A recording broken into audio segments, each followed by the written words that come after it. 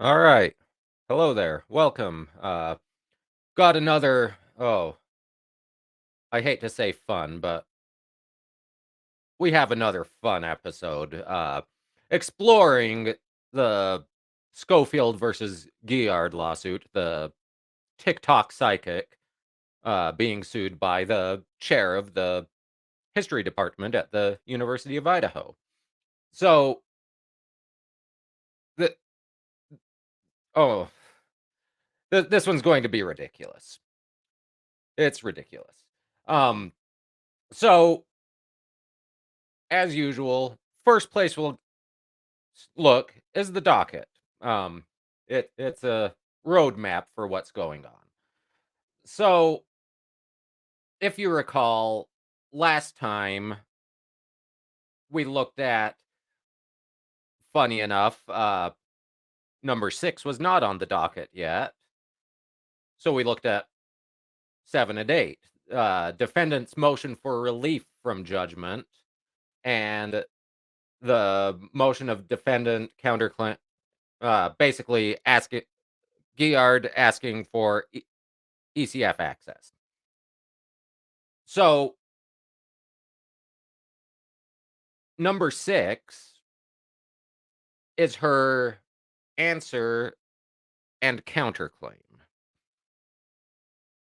Now, you may ask, well, it says it was filed on the 16th of February, same as the other two, and it's listed before them on the docket. What gives? I'm guessing that it was received because this was filed by mail. So if it were filed by ECF, as it will be at some point later on, it just goes in the order it's filed in. But it was filed by mail. And so, and you may notice we've got the main document, which is the answer, and then attachment 1, which is the envelope. So that's just a scan of the envelope that it arrived in, and you can very faintly see it was time-stamped February 16th. So, basically, it was received, but not scanned in by the clerk. Once they scanned it in, they bumped it up to number 6. That was probably too much explanation for that, but that's where we are. That's why it wasn't on the docket when we discussed the other 2 documents from that day. But we're going out of order again because on the 17th, we had a response to the motion for relief from the judgment filed by the plaintiff, by Miss Scofield, Professor Scofield, sorry. And then a motion for default judgment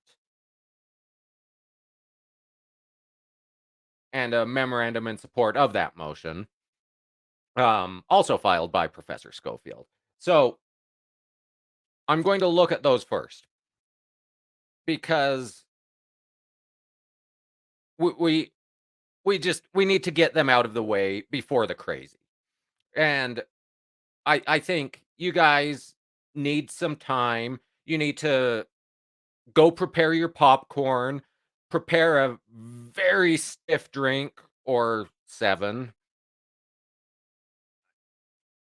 I'd say buckle up, except you need to switch out the regular seatbelt, put in the 5-point racing harness because buckling up isn't sufficient. You just, the insanity will be the answer. Well, the counterclaims. So, with that, let's jump in to the response, docket number 9. So we have response to defendant's motion for relief from a judgment or order pursuant to Federal Rule of Civil Procedure 60B. in Scofield versus Guillard. After four students were tragically murdered near the University of Idaho, defendant Ashley Guillard decided to trade on the community's pain to promote herself online.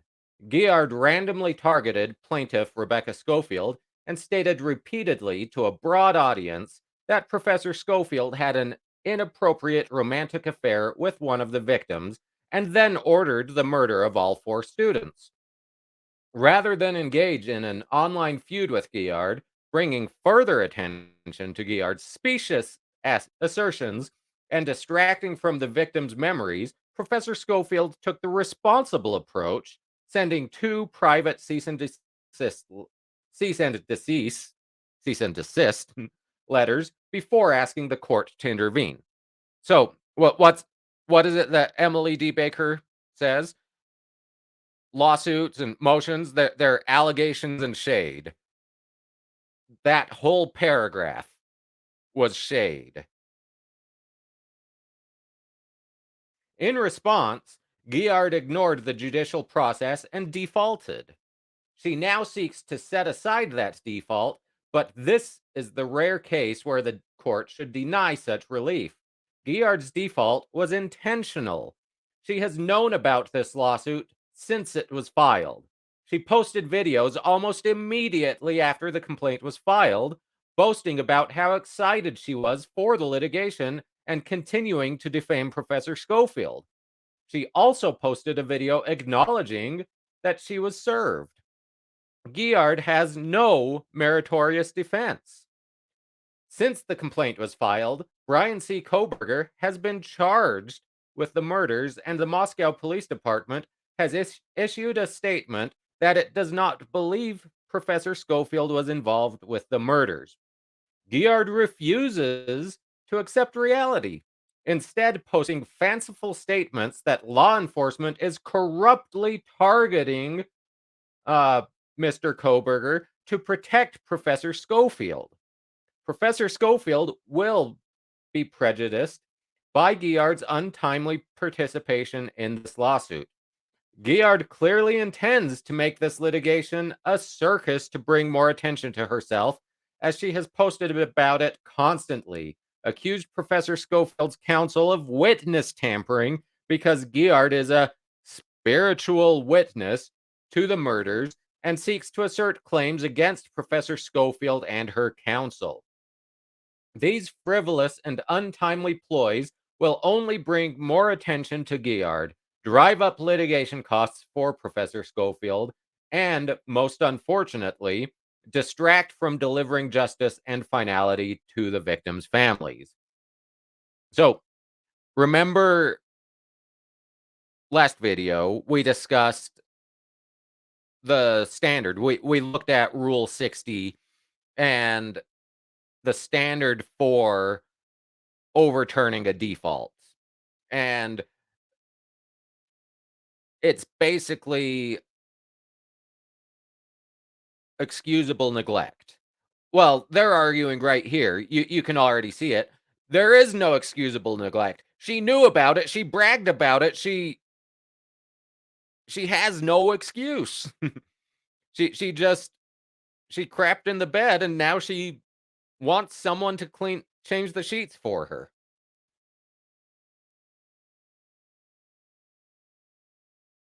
Guillard had a chance to defend herself in this litigation and chose self-promotion instead. The court should not reopen this matter, but instead send a strong and clear message to Guillard that the madness must stop. Background. In November 2022, four students at the University of Idaho were murdered at a home near the campus. Plaintiff Rebecca Scofield, a professor at the University of Idaho, had never met the students and she was not involved with their murders.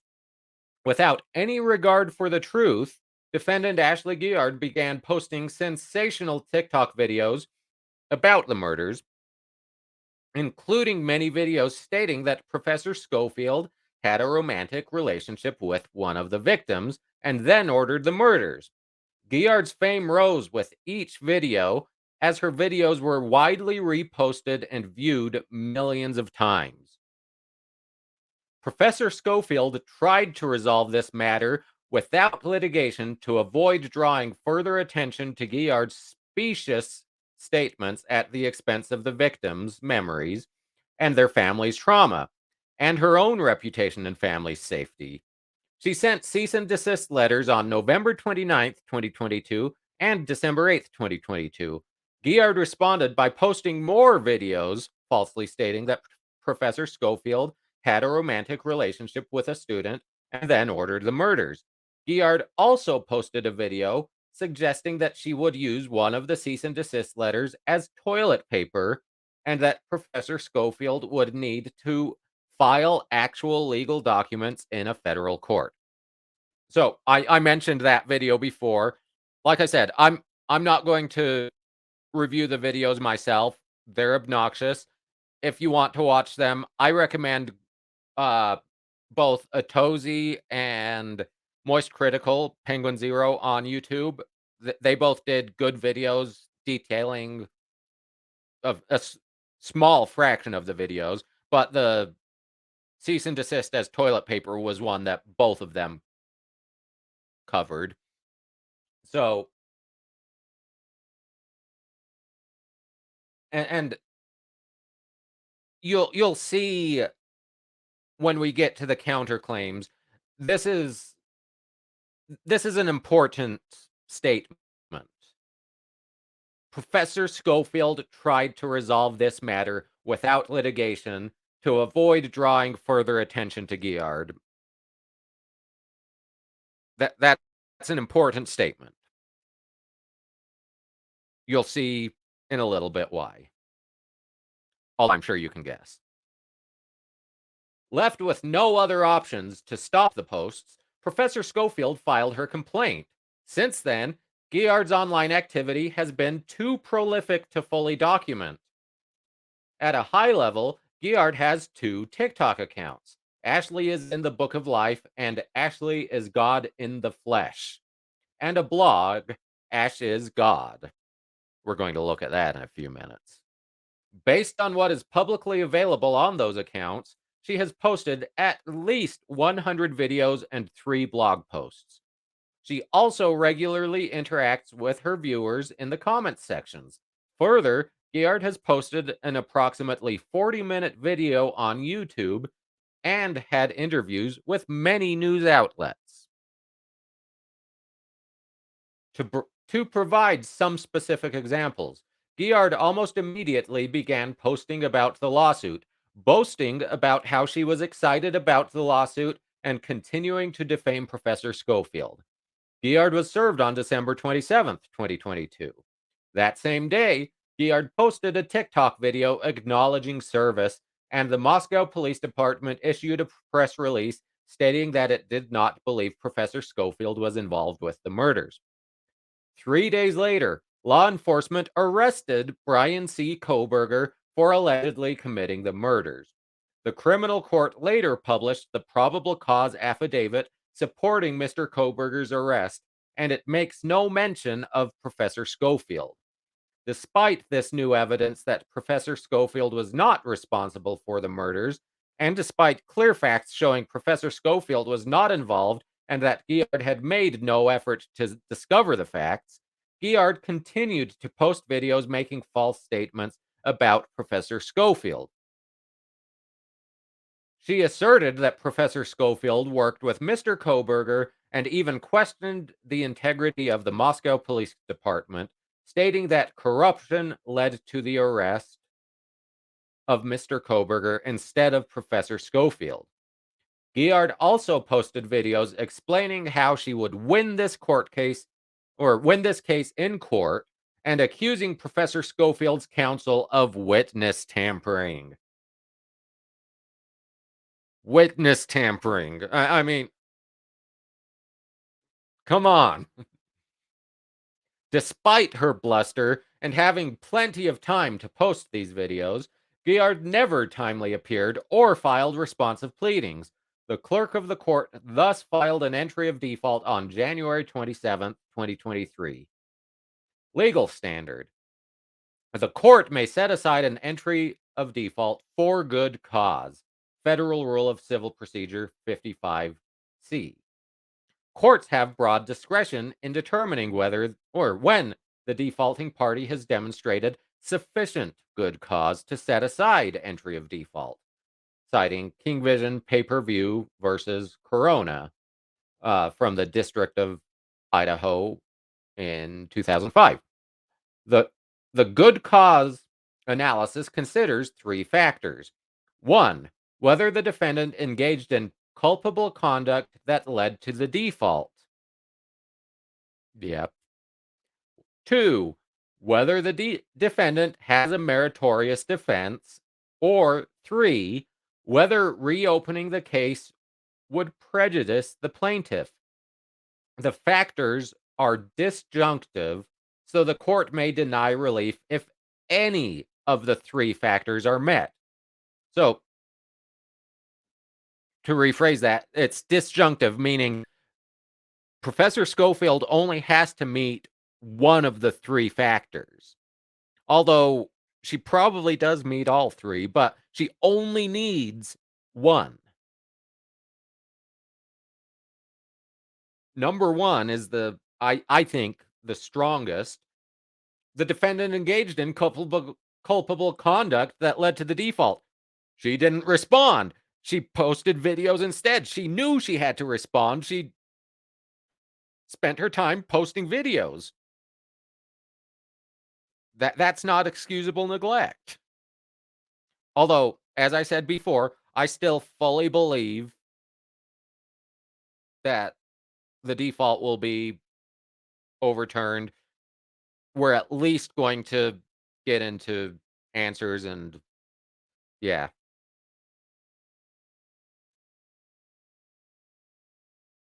And that was citing Rafferty versus King Point Government Solutions, Key Point, from the District of Idaho in 2016.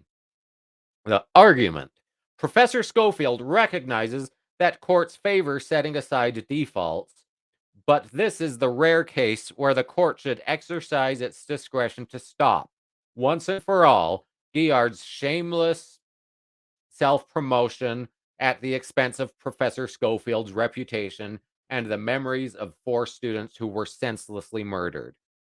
Guillard's default was culpable as she knew about the lawsuit and chose to post videos about how she would win in court instead of preparing responsive pleadings. Guillard has no meritorious defense, as she offers not a shred of plausible evidence that Professor Scofield ordered the murders while law enforcement, uh, based on real evidence, have charged Brian C. Koberger and issued a statement that they do not believe Professor Scofield was involved. Professor Scofield will be prejudiced if the default is set aside. Guillard intends to make a mockery of the judicial process, posting constantly about the lawsuit, continually defaming Professor Scofield, and driving up costs with frivolous claims against Professor Scofield and her counsel. Professor Scofield should not have to endure more damage to her reputation and spend more financial resources because Guillard chose to spend her time posting videos instead of preparing responsive pleadings. I'm kind of mixed on this point. Like, I totally feel for Professor Scofield, and like on a personal level, for her, I hope it's not set aside and she gets her default judgment. But me, selfishly, I'm like, set up the tent. The circus is in town. Let's go. In short, all three factors weigh in favor of keeping the entry of default in place. But even if only one factor favors Professor Scofield, the court can and should exercise its discretion to deny Guillard's motion and put this case to rest. A. Guillard engaged in culpable conduct. A defendant's conduct is culpable if he has received actual or constructive notice of the filing of the action and intentionally failed to answer, citing Callister v. Owen from the District of Idaho in 2017. Here, Guillard's own posts show that she knew about the lawsuit on December 22nd, 2022, and was served on December 27th, 2022. While she offers a litany of excuses for why she did not file responsive pleadings, most of which are not supported by proper evidentiary support, the reality is she spent her time posting at least 100 videos on Tic Toc, writing 3 blog posts, talking to reporters, recording a 40-minute YouTube video, and interacting with viewers in the comments sections. Many of those publications talk about this lawsuit, particularly how excited Guillard is to win in court. If she had spent that time putting those defenses into an answer instead of boasting online to get more clicks, she could have filed a timely response. But she chose self promotion over respect for judicial process. That was her decision to make. Guillard intentionally chose not to file a timely answer. She should have to live with the consequences. B. Guillard has not presented a meritorious defense. Nowhere in her motion does Guillard offer even a hint of a defense to the claims filed against her, even though she carries the burden to show that the entry of default should be set aside. The reality is, Guillard cannot offer any even remotely plausible evidence to defend her false statements that Professor Scofield had an inappropriate relationship with a student and ordered the murders at the University of Idaho. Guillard has made no suggestion that she has ever been to the University of Idaho, spoken to any witnesses, or seen any real evidence. Emphasis on real evidence. The folks that have done so charged Brian Koberger with murder and issued a press statement that they do not believe Professor Scofield was involved. Guillard has offered nothing to the contrary.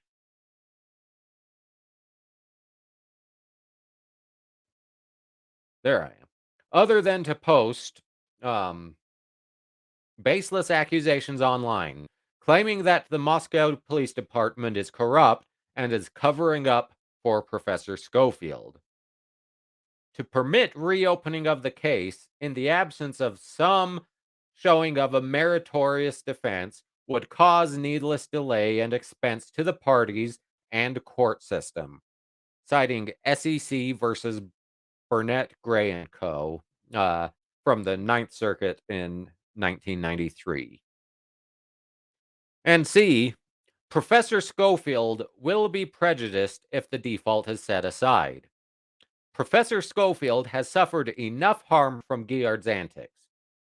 She tried to end the madness by filing her complaint, and Guillard took that as an opportunity to draw more attention to herself, defame Professor Scofield further, accuse Professor Scofield's counsel of witness tampering, and accuse the Moscow Police Department of corruption. While Professor Scofield understood the risks of litigation, she deserves the finality of Guillard's decision not to assert timely defenses. The court should not excuse Guillard's delay and give her more opportunities to harm Professor Scofield. The court should also not allow Guillard to make a mockery of the judicial process by disregarding deadlines to increase her public profile and then turn the litigation into a circus with frivolous claims against Professor Scofield and her counsel that will only drive up the costs of litigation for Professor Scofield. Conclusion: Professor Scofield requests that the court deny Guillard's motion to set aside the clerk's entry of default. Dated February 17th, submitted by Wendy J. Olson from Stoll Reeves for Rebecca Scofield.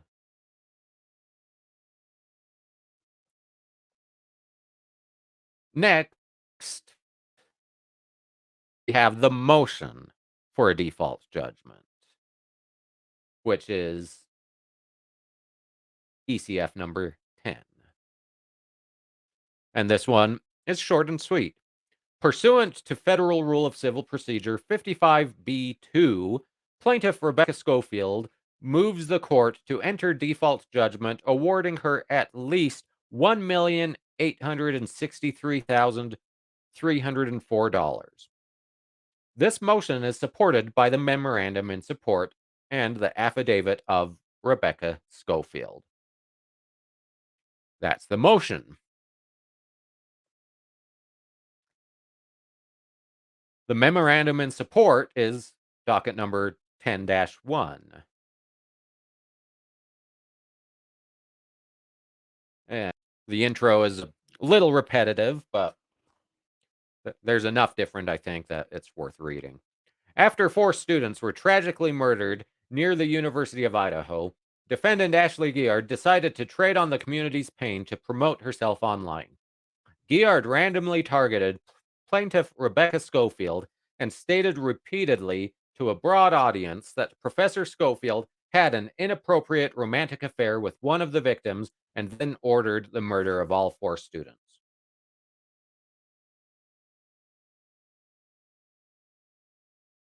Rather than engage in an online feud with Guillard, bringing further attention to Guillard's specious assertions and distracting from the victim's memories, Professor Scofield took the responsible approach, sending 2 private cease and desist letters, once again, deceased letters, before asking the court to intervene.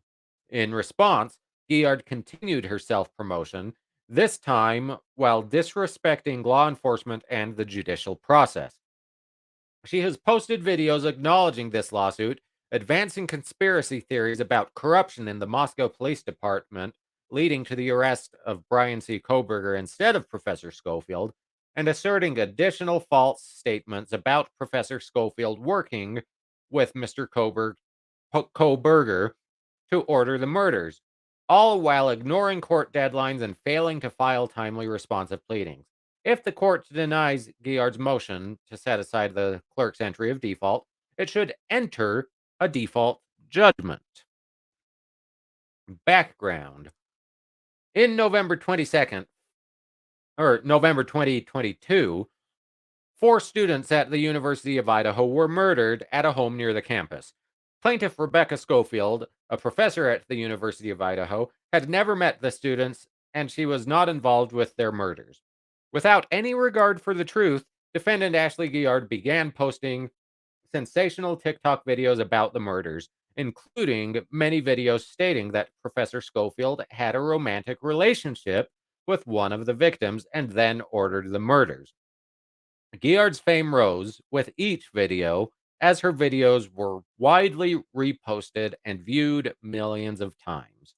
Professor Scofield tried to resolve this matter without litigation to avoid drawing further attention to Guillard's specious statements at the expense of the victims' memories and their family's trauma, and her own reputation and family's safety. She sent cease and desist, good job, desist, not decease, letters on November 29th, 2022 and December 8th, 2022. Guillard responded by posting more videos falsely stating that Professor Scofield had a romantic relationship with a student and then ordered the murders. Guillard also posted a video suggesting she would use one of the cease and desist letters as toilet paper and that Professor Scofield would need to file actual legal documents in a federal court. Left with no option to stop the posts, Professor Scofield filed her complaint. Guillard was served on December 27th, 2022. That same day, Guillard posted a Tic Toc video acknowledging service, and the Moscow Police Department issued a press release stating that it did not believe Professor Scofield was involved with the murders. 3 days later, law enforcement arrested Brian C. Koberger for allegedly committing the murders. The criminal court later published the probable cause affidavit supporting Mr. Koberger's arrest, and it makes no mention of Professor Scofield. Imagine that. Despite this new evidence that Professor Scofield was not responsible for the murders, And despite clear facts showing Professor Scofield was not involved and that Guillard had made no effort to discover the facts, Guillard continued to prolifically post videos making false statements about Professor Scofield.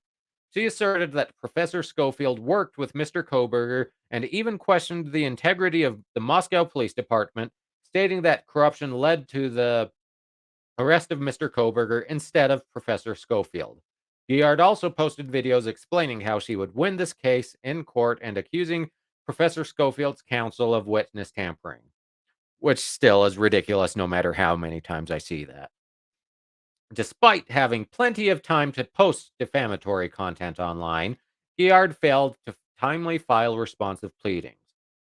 The clerk of court thus filed an entry of default on January 27, 2023. Guillard moved to set aside that entry of default, and that motion should be denied.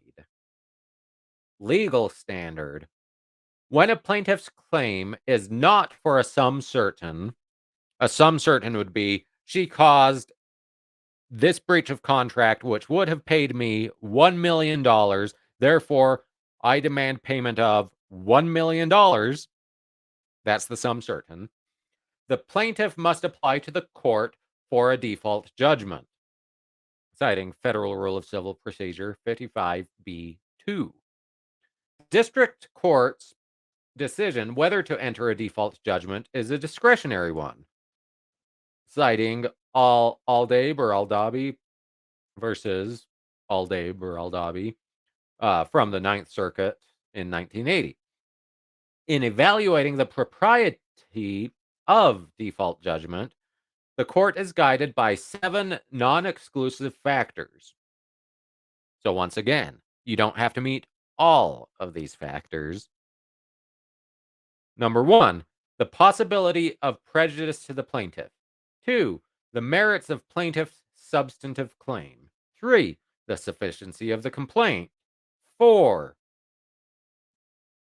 the sum of money at stake in the action. 5, the possibility of a dispute concerning material facts. 6, whether the default was due to excusable neglect. And 7, the strong policy underlying the federal rules of civil procedure favoring decisions on the merits.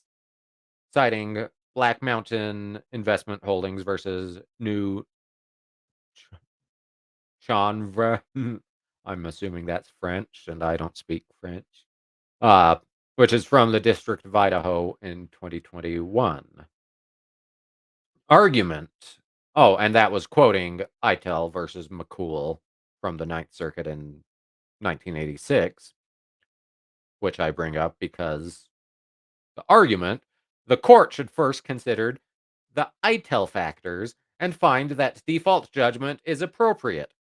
The court should then decide what would be an appropriate amount of damages to award, which Professor Scofield asserts should be at least $1,863,304. A. The court should enter default judgment. The 7 ITEL factors strongly favor entering default judgment.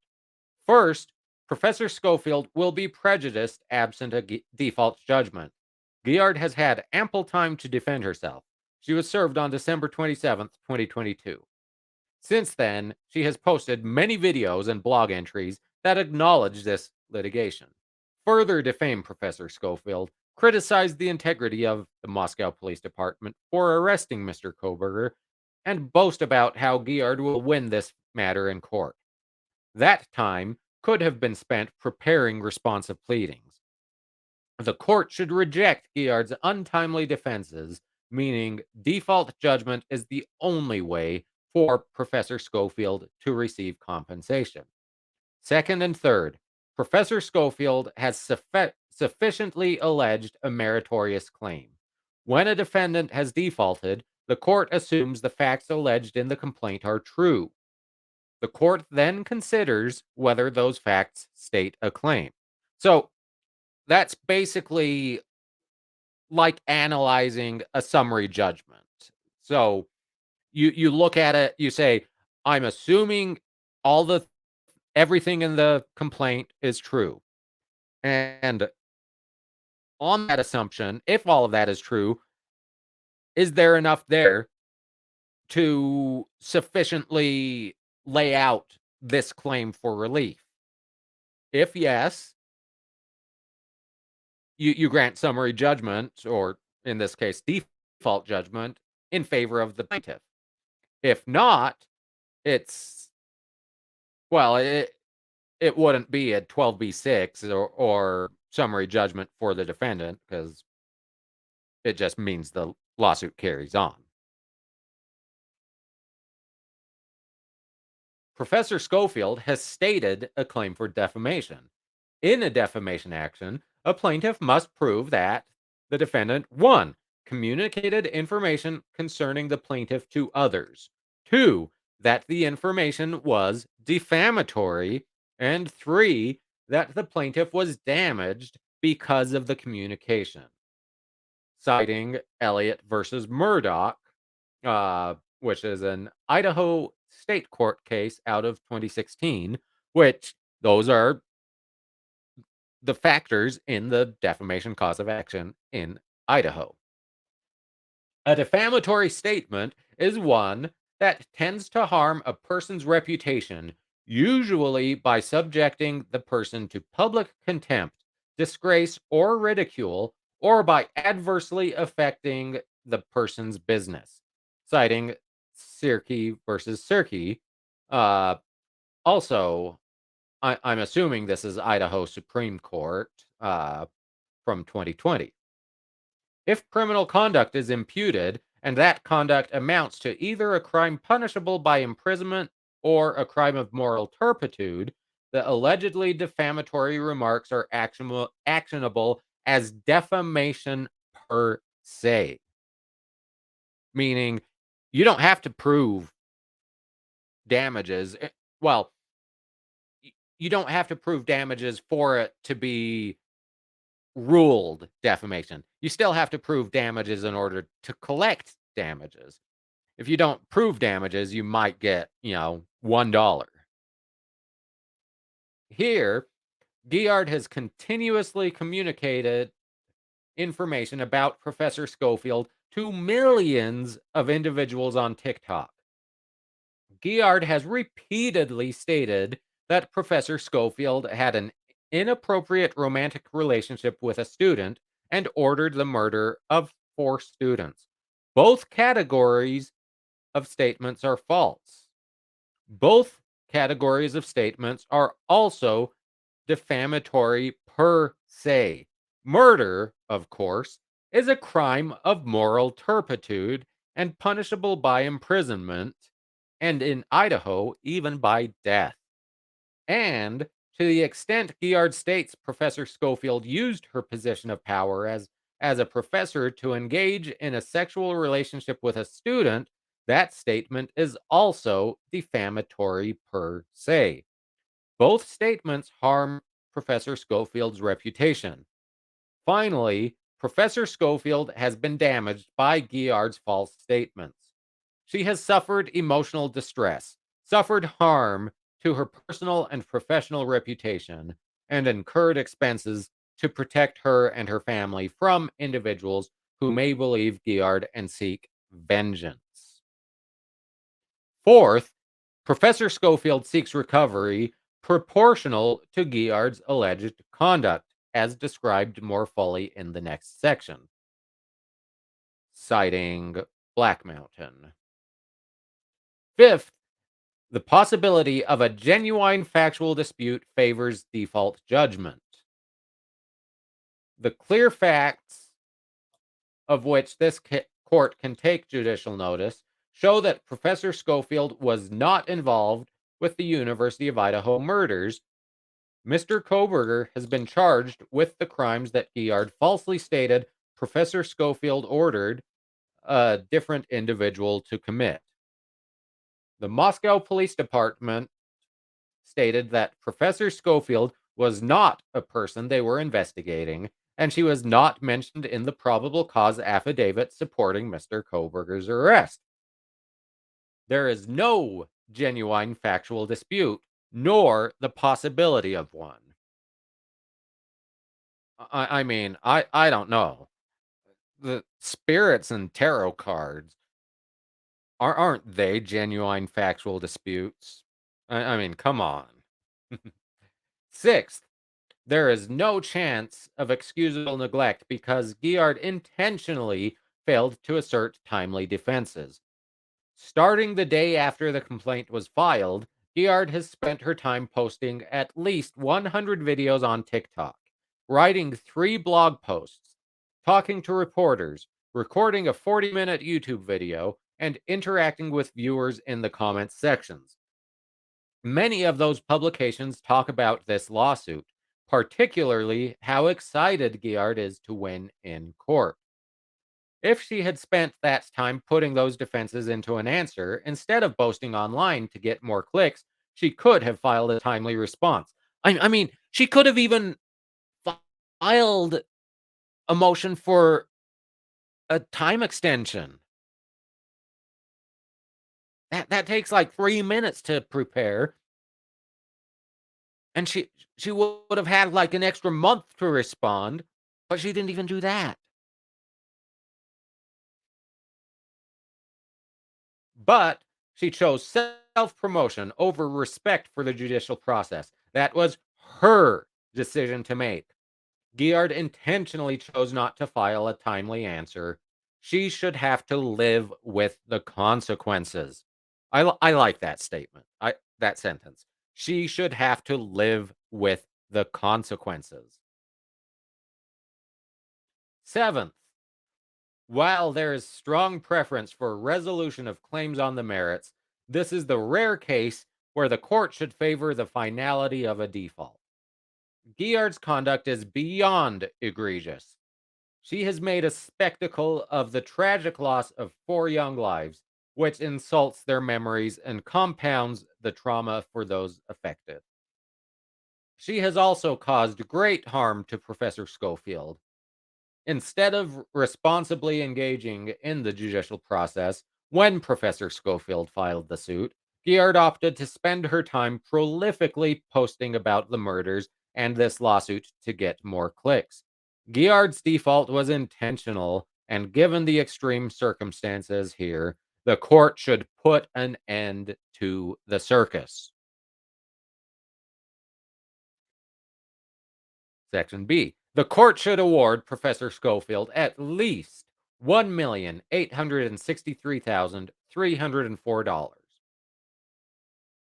Once a court has determined that there should be liability, it must then determine the amount and character of the relief that should be awarded, citing BMO Harris Bank versus Jensen from the District of Idaho in 2017. The complaint's factual allegations relating to the amount of damages are not taken as true. Instead, the court can hold a hearing to determine the amount of damages, or it can consider written materials submitted in support of the plaintiff's claimed damages. Here, Professor Schofield seeks damages to compensate her for emotional distress, personal and professional reputational harm, and expenses incurred to protect her and her family. As explained more fully in the accompanying affidavit, Ms. Guillard's false statements have, for example, jeopardized Professor Schofield's employment at the University of Idaho, where she earns a $75,064.28 annual salary, along with an administrative increment of $11,266.12 for serving as chair of the history department. That's so strange to me that I just when you consider how expensive education is, eh, but so much of it just goes to administration. You look, you have a PhD. She went to at least 7 years of university, to be paid $86,000 and change per year. And I mean, that's a decent salary, especially in Moscow, Idaho, but you want to attract the best and brightest, so you've gotta pay more than private industry, and it's especially weird to me. Well, as I've said in the past, my graduate degrees and my undergrad are in finance and law.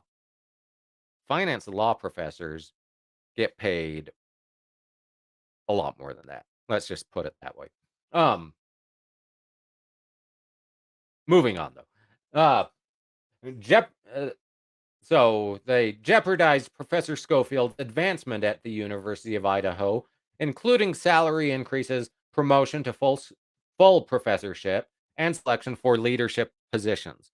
It's also kind of strange to me that an associate professor is the department chair instead of a full professor, but that's fine. Jeopardized publication of book manuscripts,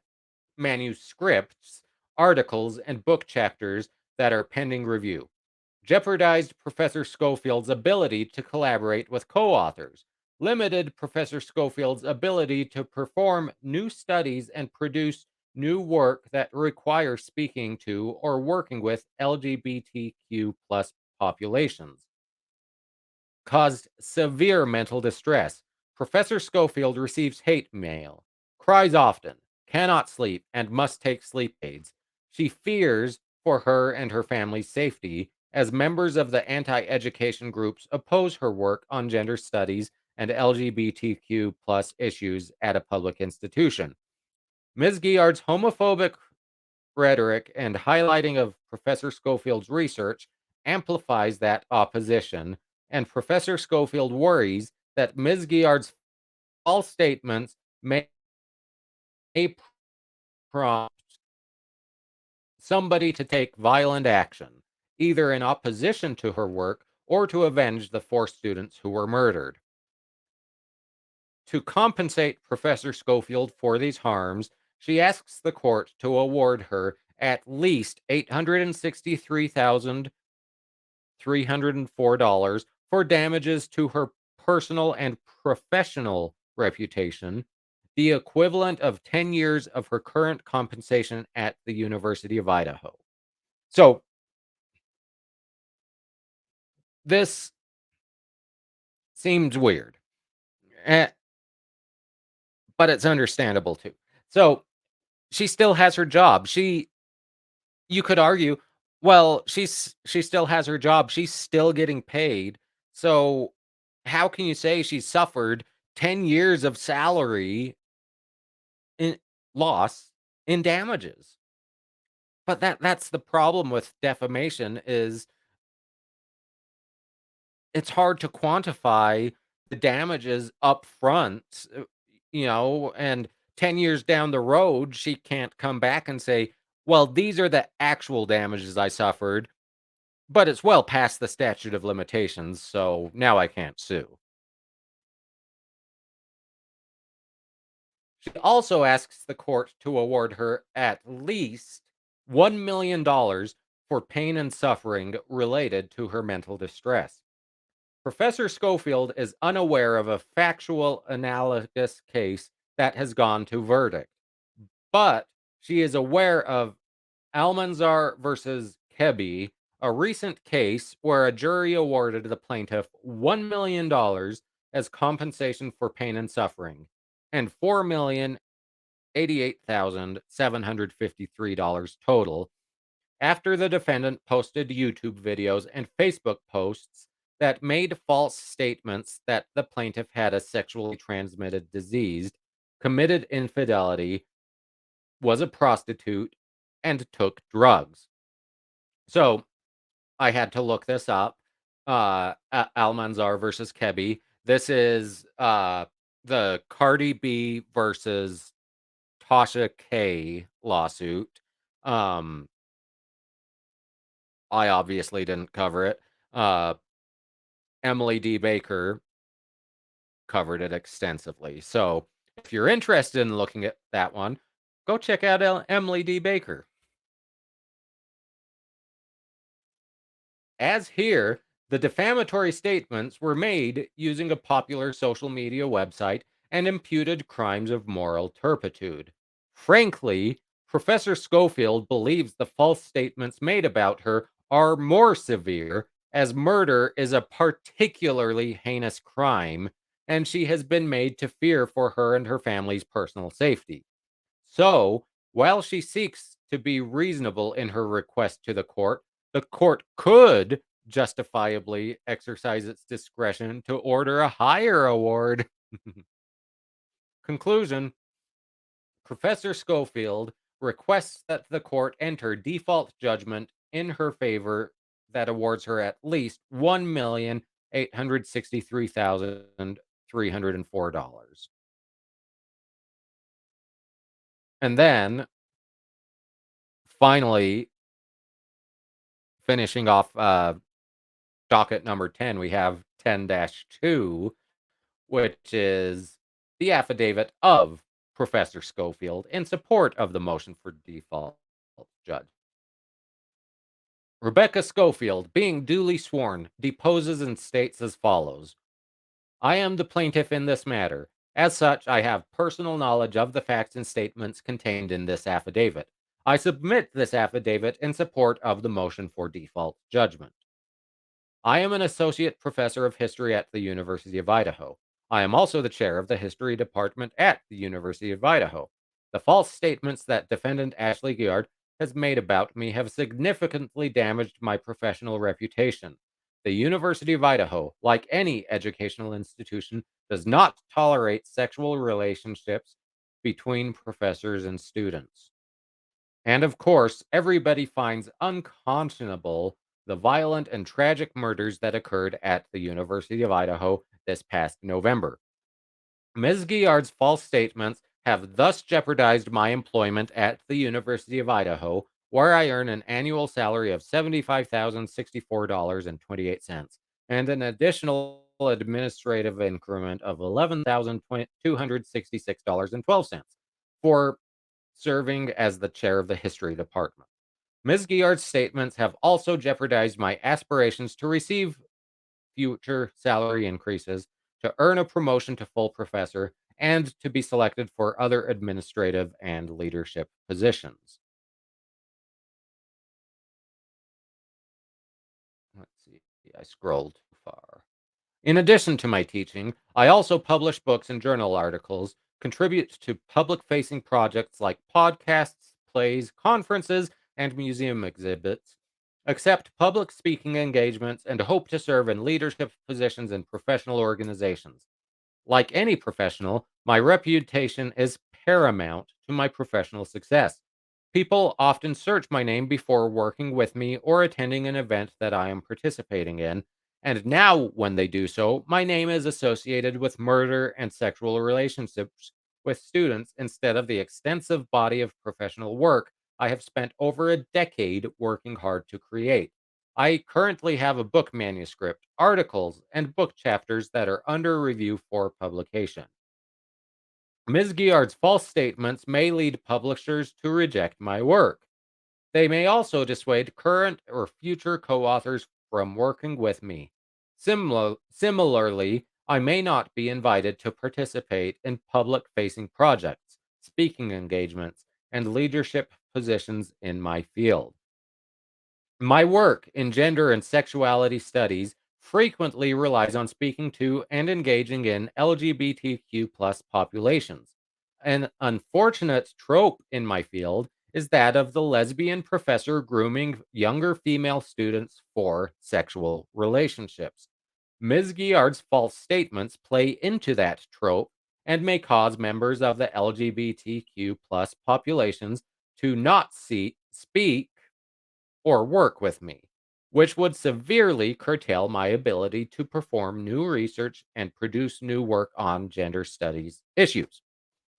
And as I'm sure many of you have heard, for professors, the name of the game it's publish or perish. You, your job is to publish. It's to research. Teaching is ancillary.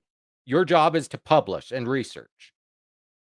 If she can't do that, even though the university realizes she didn't do this, it still jeopardizes her job if she can't publish. This this is a big deal. Ms. Guillard's false statement about me have caused severe mental distress. I have been unable to sleep since the false statements were first made, and I now take over the counter sleep aids. I cry often and am seeking therapy to help me cope with this emotional distress. I would have included the cost of therapy in my demand for relief. My distress has been compounded by hate mail from individuals that believe the false statements made about me. I have also heard from colleagues and students that their family members have discussed the statements with them.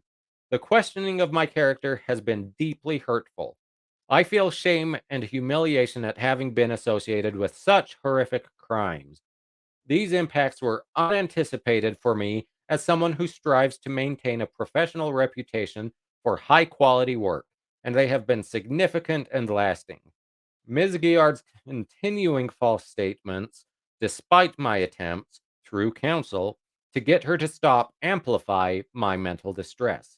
As an academic who relies on research and facts, it is particularly distressing that she has persisted with no facts to support her position and in the face of clear facts to the contrary.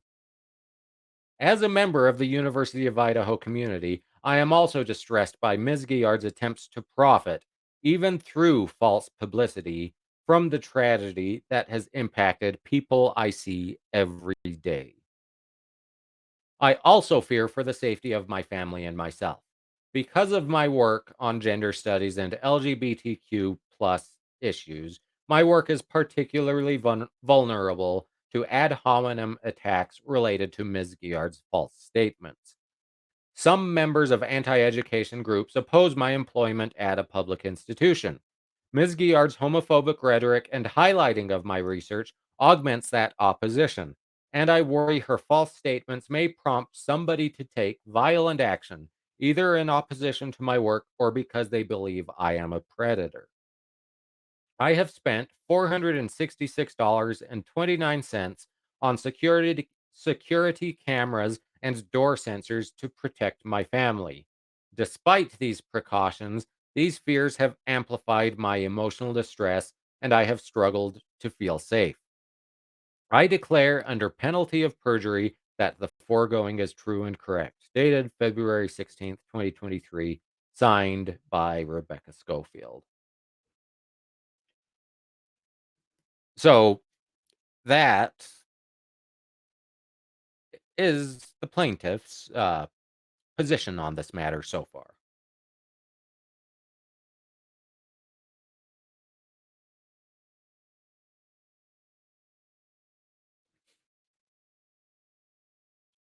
But now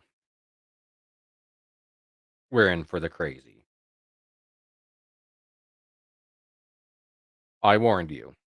I hope you have your popcorn ready. I hope you have your stiff drink ready.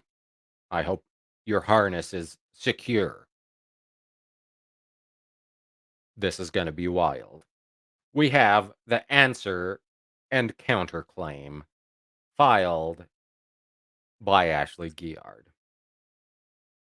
Defendant counterclaim plaintiff Ashley Guillard submits the following answer, affirmative defenses, and counterclaims to plaintiff counterclaim defendant Rebecca Scofield complaint as follows. So I'm not going to cover the answer too extensively because w- for those of you who have followed extensively before, Rule 12 of the Federal Rule of Civil Procedure, for once I don't actually have it up on screen, but the standard remains the same. In an answer, you admit, deny, or explain. So we have the introduction. Paragraph 1 of the introduction of the complaint contains a narrative for which no answer is required. Ashley, parties. Ashley Guillard partially denies the allegations in the first sentence of paragraph 1 of the parties portion of, we just don't need to get into that because without having the complaint open and, you know, cross referencing, it's just a mess. So I'm going to skip down to the affirmative defenses. Ashley Guillard, for her affirmative defenses, states as follows. Number one, the venue is improper for this case because it impedes upon the interest of justice under 28 USC 1404. Ashley Guillard is a resident of Texas. So we're going to look at 1404 in a little bit. But this is inconsistent. And you'll see why when we get to the counter complaint. Number two, the venue is improper for this case because the events giving rise to the claims of defamation took place on Ashley Guillard's social media pages. There is no district in which this action may otherwise be brought except United States District Court for the Southern District of Texas, pursuant to 28 USC 1391 and 28 USC 1404. Once again, we'll get to that claim in a bit. I believe it's wrong. 3. The complaint fails to state a claim upon which relief can be granted. That's 12b6. I disagree once again. 4. Plaintiff's claims are barred by the substantial truth doctrine pursuant to Masson versus New Yorker magazine from the Supreme Court in 1991. So, Masson, the main holding of this case is this is the Supreme Court case that says you need actual malice in order to prevail on a defamation claim against a public figure with the public figure as a plaintiff. So, number 5, plaintiff's claims are barred by qualified privilege.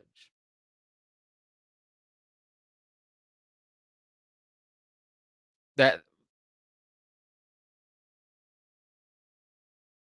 seriously, she thinks she has qualified privilege.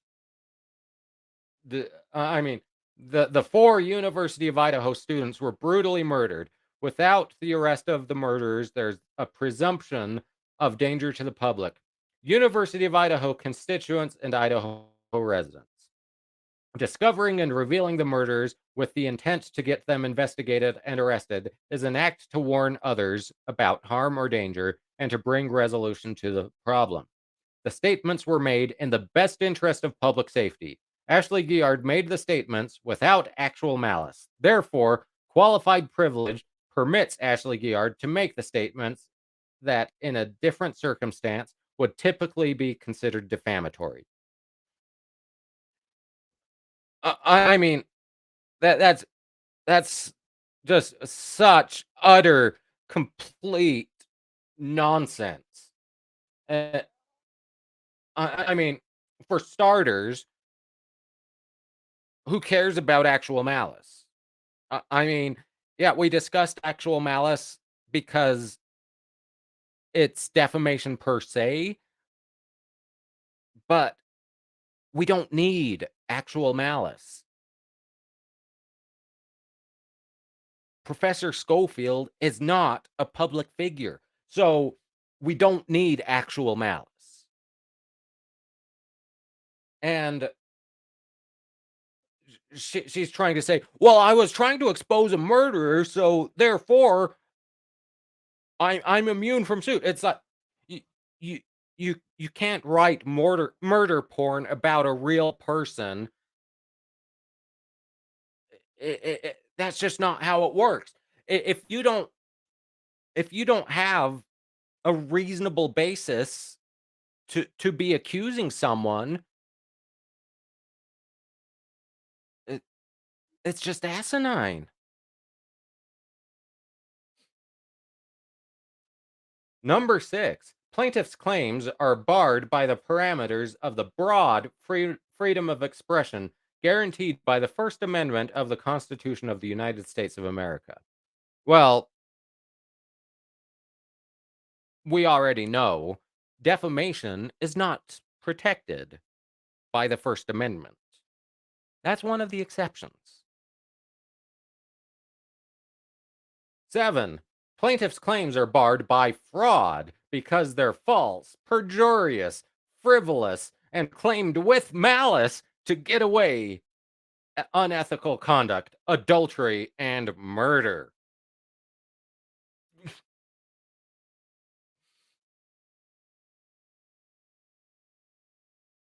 Fraud,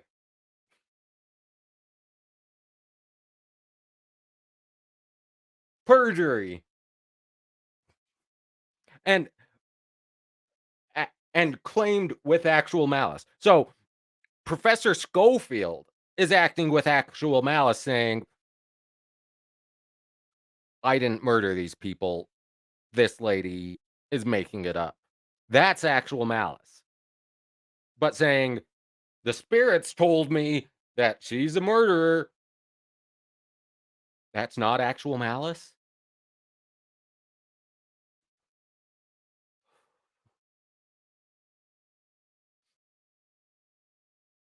Number 8, plaintiff's claims are barred by comparative negligence. The plaintiff, Rebecca Scofield, committed the allegations that the defendant, Ashley Guillard, alleged as they are substantially true.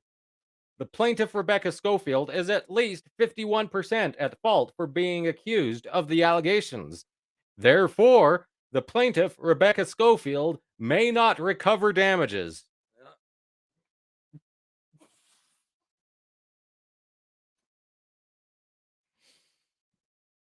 So, comparative negligence, let's say I step out into the street and I'm hit by a drunk driver. Well, the drunk driver bears at least some of the responsibility for driving drunk. But without good excuse, I might bear some responsibility for stepping out in the road. And in some jurisdictions, that means if I bear any responsibility, I can't collect. In some, it's if the plaintiff is over 50% responsible, they can't collect. In some, it like if they find the plaintiff is 70% responsible, the defense is 30%, then you can collect 30% of damages.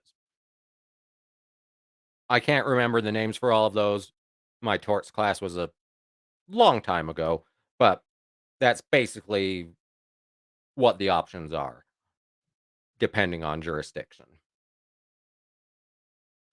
Plaintiff's claims are barred by illegality because they are perjurious pursuant to 18 USC 1621.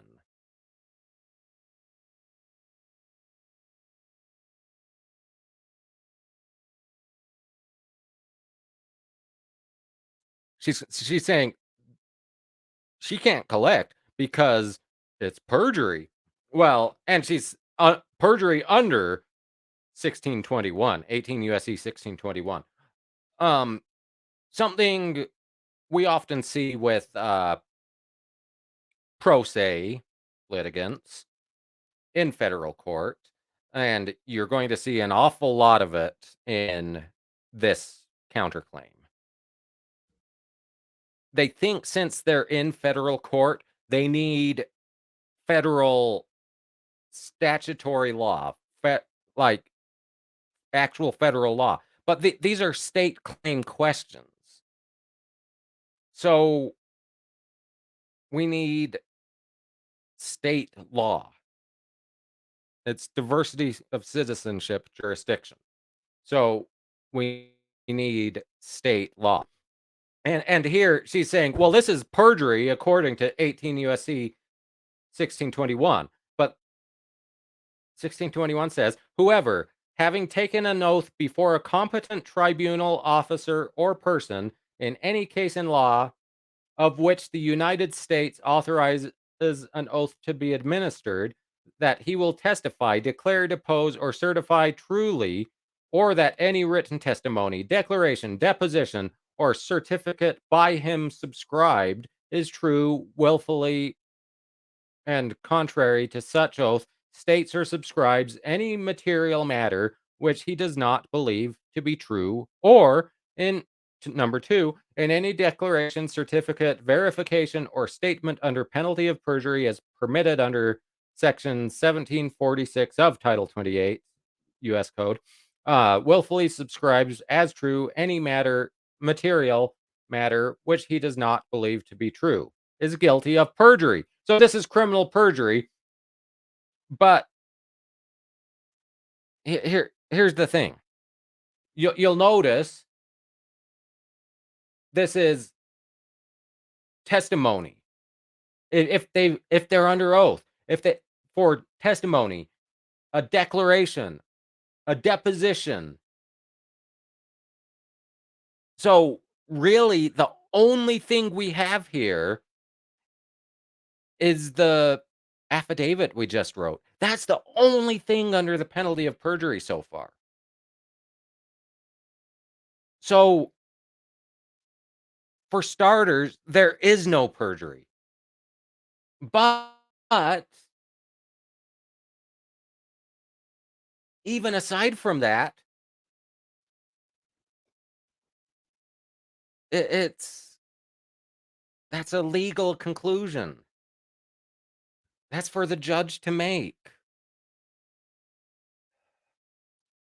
Number 10, plaintiff's claims are barred by illegality because they're claimed with the intent to obstruct civil justice and with the intent to obstruct criminal justice pursuant to 18 USC 1503. So obstructing civil justice. I'm assuming I because I'm only guessing what the hell she means here, but I'm assuming when she says the claims are barred because they're filed with the intent to obstruct civil justice, that she means obstructive obstruction of justice against Guillard. It's her justice that they're obstructing. That's the point of filing a lawsuit. Uh,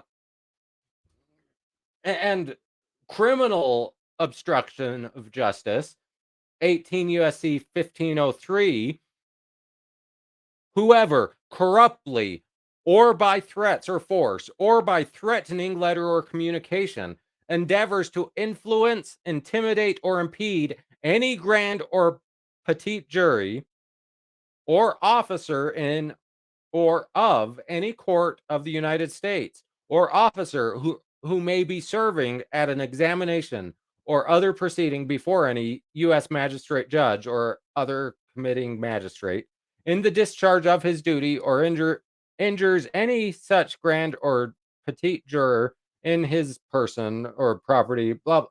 So I'm not going to read that whole thing, but that none of that, for starters, this is influencing or injuring officer or juror. This isn't even about witnesses. This is grand jurors, petite jurors, judges.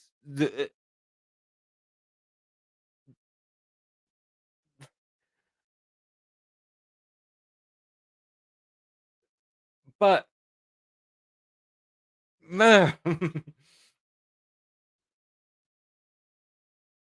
have you finished your first drink yet? Because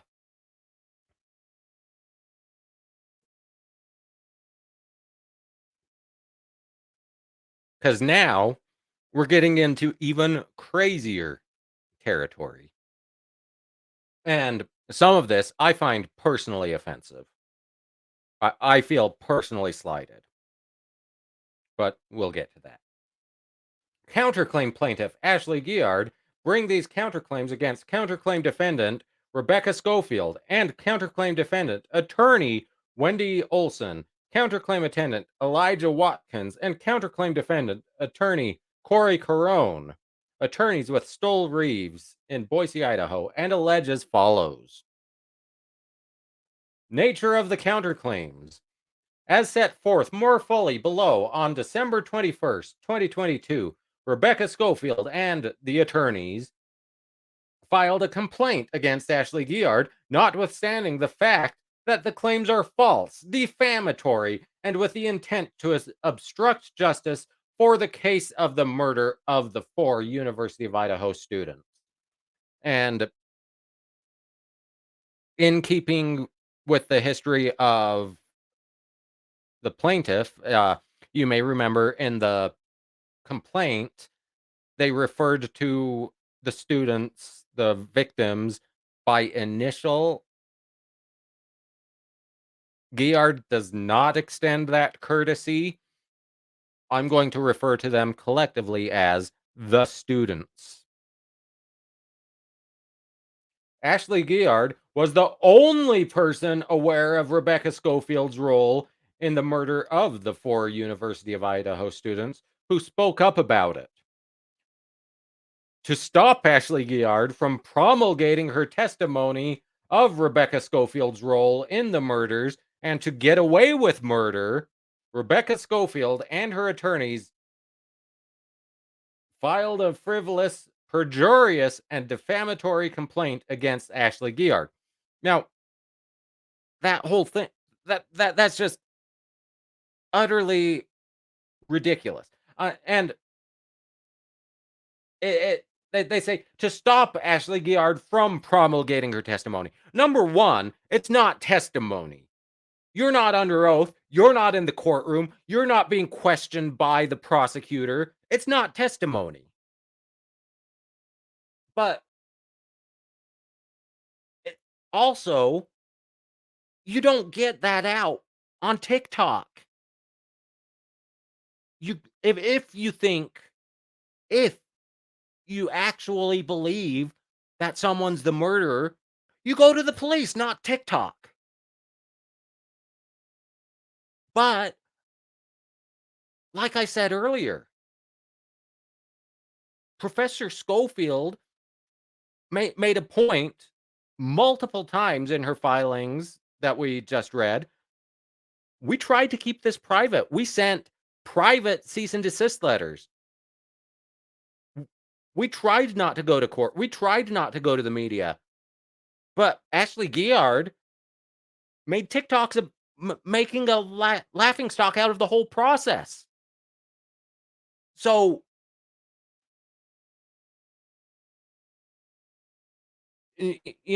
one party intentionally was very public about the whole thing. The other tried not to.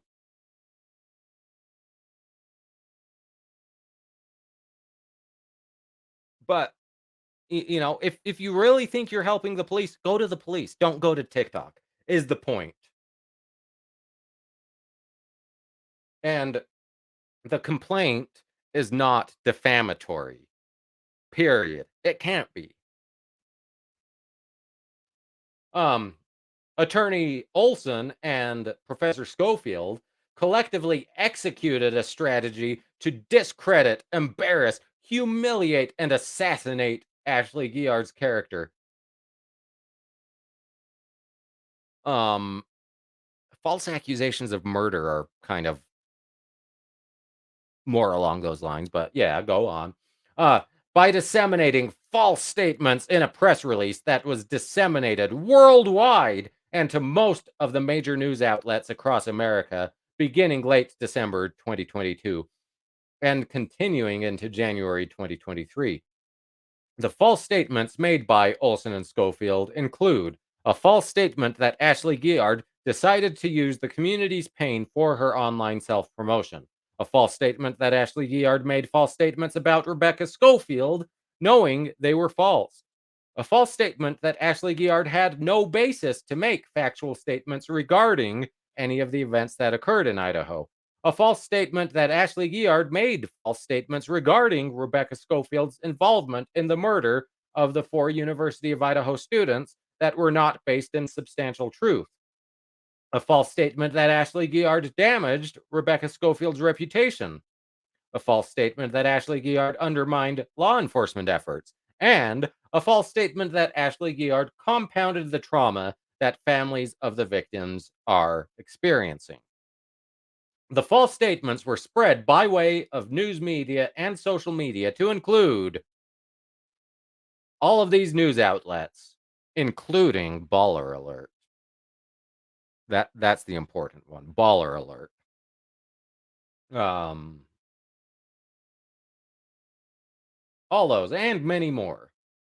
Um, the false statements on the frivolous lawsuit and press releases initiated by Rebecca Scofield uh, and the attorneys influenced and incited an online riot against Ashley Guillard with over 20,000 negative comments across social media platforms, a massive amount of cyberbullying, death threats, harassment to Ashley Guillard, harassment to Ashley Guillard's family and friends by way of messages from strangers seeking to have Ashley Guillard's son taken from her, to have her committed to a psychiatric facility, and to have her arrested. As I said earlier, this isn't a petting zoo. Don't interact with the subjects. Keep your hands and arms inside the ride at all times. Do not harass any of the participants in this lawsuit. The misleading press release, frivolous claim, and false statement about Ashley Guillard that attorney Wendy J. Olson and Rebecca Scofield publicly published encouraged further defamation against Ashley Guillard. Here's where I feel attacked. YouTube personality iNabber, who has over 933,000 subscribers, stated in a video he published titled Tic Toc's worst psychic ruined the life of an innocent woman, with the Idaho murders, in parentheses, diagnosed Ashley Guillard's mental state as nutty and falsely accused her of ruining an innocent woman's, assuming Rebecca Scofield's, life and suggested Ashley Guillard lose her freedom of speech. MEA Worldwide, an independent digital media company that claims to be one of the world's fastest growing entertainment news publishers, with offices in the US and India, and that reaches hundreds of millions of people globally, wrote an article titled, Who is Ashley Guillard? Meet the Internet's Taro Tubbs, who falsely accused Professor for Idaho murders. The article further defamed Ashley Guillard as a liar who made demeaning, baseless claims that endangered Rebecca Scofield's life. The article portrays Rebecca Scofield as an innocent history professor. Dr. Grande, a YouTube personality with over 1.26 million subscribers, who also claims to be a licensed professional counselor of mental health, a licensed chemical dependency professional, and have a PhD in counselor education and supervision, published a video on YouTube titled Tic Toc Psychic Uses Idaho Murders to Falsely Accuse Professor. Ashley Guillard Case Analysis. Published in the description that Ashley Guillard made false claims she made about the 2022 Moscow, Idaho quadruple murder case. Suggested Ashley Guillard doesn't put any thought into her videos, lacks critical thinking skills, makes bizarre statements, idiocy, and doesn't understand, suggesting mental health issues. Now, I fairly regularly watch Dr. Grande's videos. He he's good. You guys should watch him too. Um, he doesn't base his videos off of statements from others like that. He I guarantee he bases all of this off of her videos. So it's almost like she's complaining, "I'm making hundreds of TikTok videos trying to build a following, but these meanies brought attention to my videos that are calling them murderers, and then other people are watching those videos and calling me names because of it." That's just asinine. That's just absolute lunacy.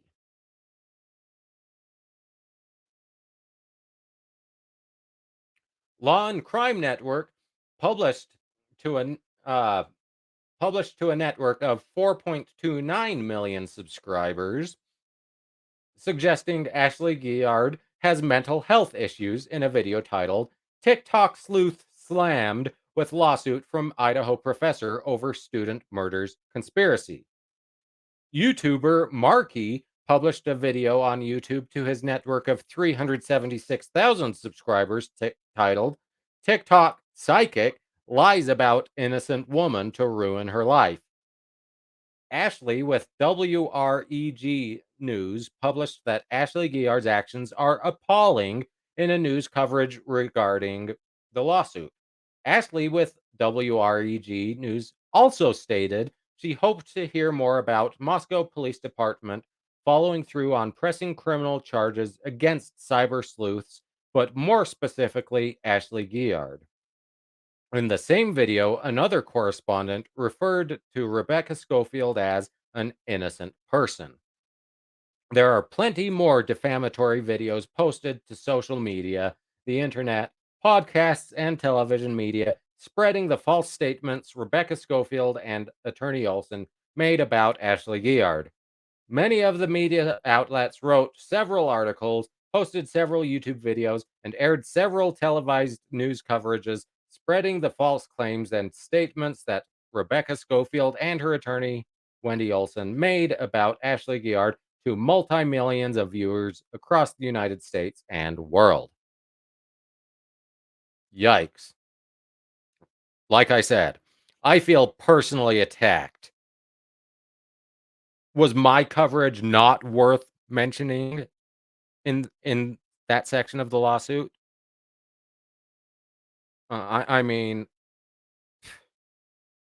you'd think my 700 some subscribers at the time would be plenty to at least bear mention.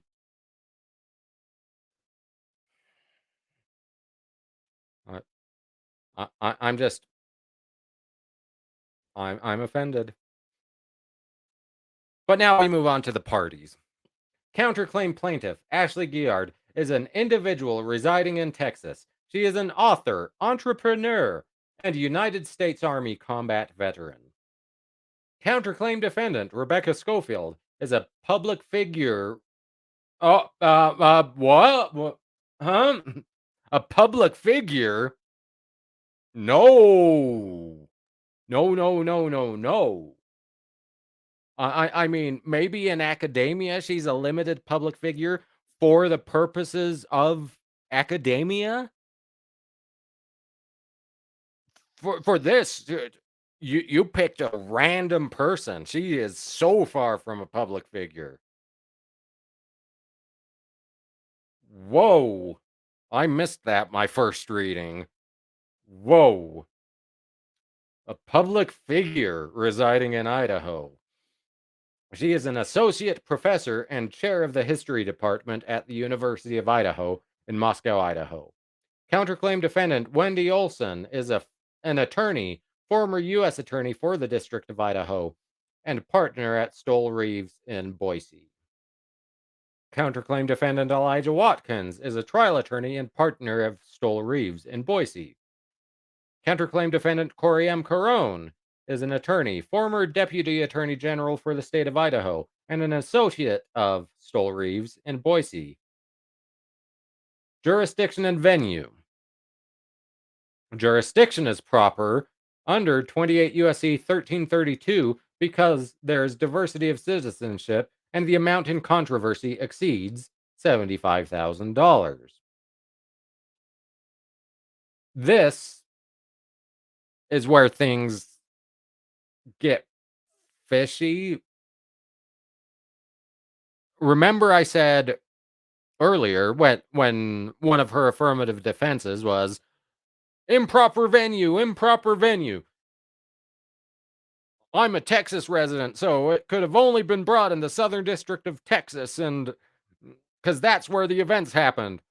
But here she says venue is appropriate under 28 USC 1391 for the counterclaim because Rebecca Scofield is a resident of Idaho and the attorneys are residents and operate in Boise. Um, you're relying on the same facts. So if venue is proper for the counterclaim, it's proper for the claim.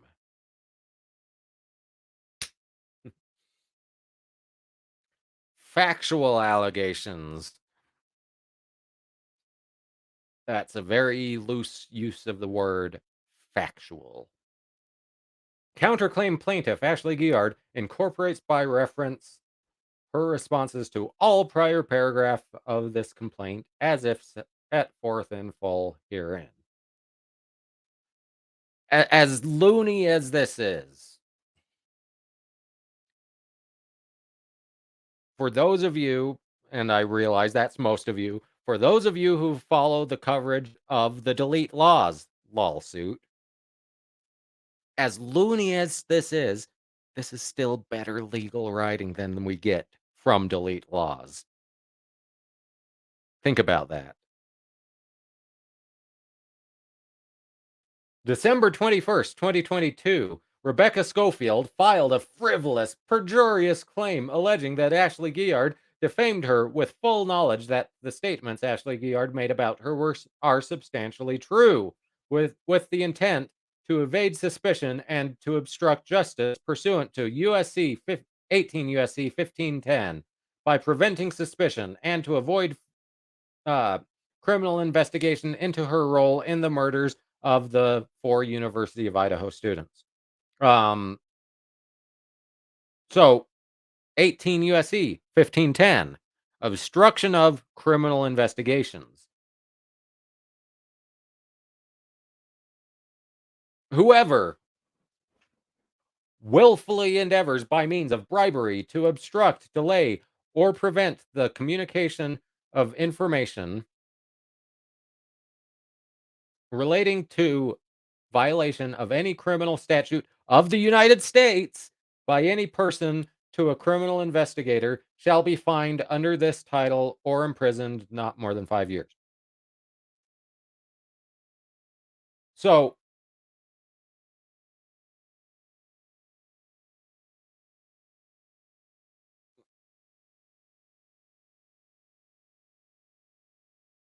So, here that this is a criminal statute. So, it's whoever by means of bribery. Where's the bribery? Where's the bribery? And a violation of a criminal statute of the United States. That would be federal. It doesn't say United States or one of the several states. So why has she quoted 18 USC 1510? Like I said, she thinks she needs federal law because it's in federal court.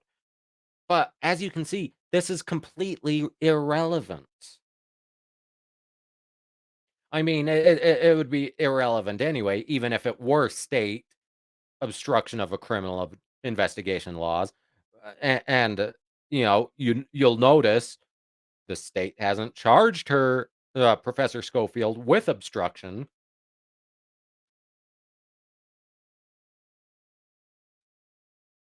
December 21st, 2022, attorneys, the attorneys filed a perjurious claim.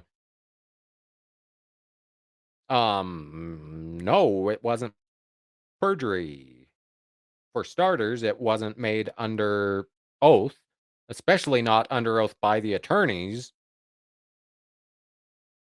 um, Alleging that Ashley Guillard defamed Rebecca Schofield with full knowledge of the potential that the statements Ashley Guillard made about Rebecca Schofield's role in the murder of the four University of Idaho students could be true. But knowing that they could be true doesn't make it perjury. That's why we have court. There's disputes. The claims against Ashley Guillard are in bad faith, lacking in fact, and with the intent to harass, delay, and embarrass Ashley Guillard, and is frivolous pursuant to Knights versus Williams, 490 US 319. Well, Knights versus Williams is irrelevant. Knights versus Williams stands for the prospect that a complaint filed in forma pauperis is not automatically frivolous. Well, so this sought to dismiss an forma pauperis claim uh, because it was frivolous, and this let's go back. Professor Schofield filed paid the $402 filing fee. So this isn't in forma pauperis. So that whole case is irrelevant.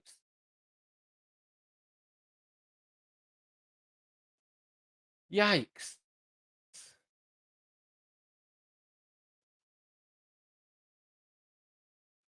Rebecca Schofield and the attorneys filed a perjurious claim to discredit Ashley Guillard's statements about Rebecca Schofield's role in the murder of the four University of Idaho students.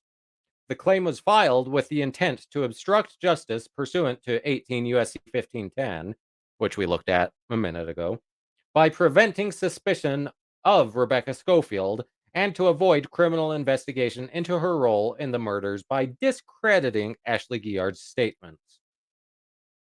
Rebecca Schofield and attorney Olson published false statements that Ashley Guillard compounded the trauma that the families of the victims are experiencing. That is what we know as opinion.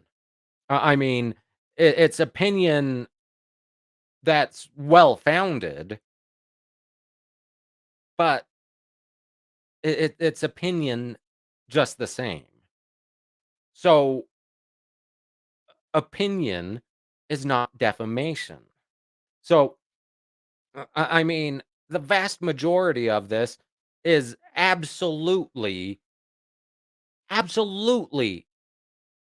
un- falls under the litigation privilege or immunity, which is absolute. And she's trying to argue, well, Schofield and through her attorney Wendy Olson gave a press statement, and that doesn't fall under the litigation privilege. It might. It very well could. But even if it doesn't, like this statement about it compounding the trauma for the families of the victims, That's opinion. The uh, Rebecca Scofield and the attorneys, uh, made a false statement that Ashley Guillard decided to use the community's pain for her online self-promotion. More opinion. Uh, They published those false statements with malice, without proof, and without regard to the truth or falsity of the statements, with the purpose of defaming and embarrassing Ashley Guillard, evading suspicion and criminal investigation of Rebecca Schofield's role in the murder of the four University of Idaho students. Yahoo News quoted Wendy Olson's statement.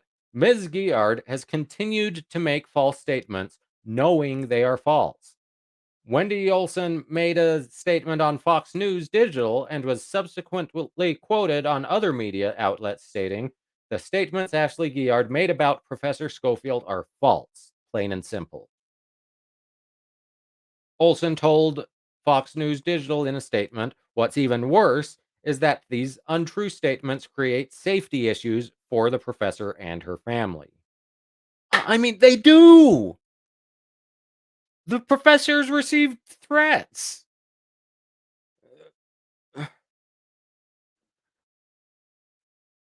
Yeah.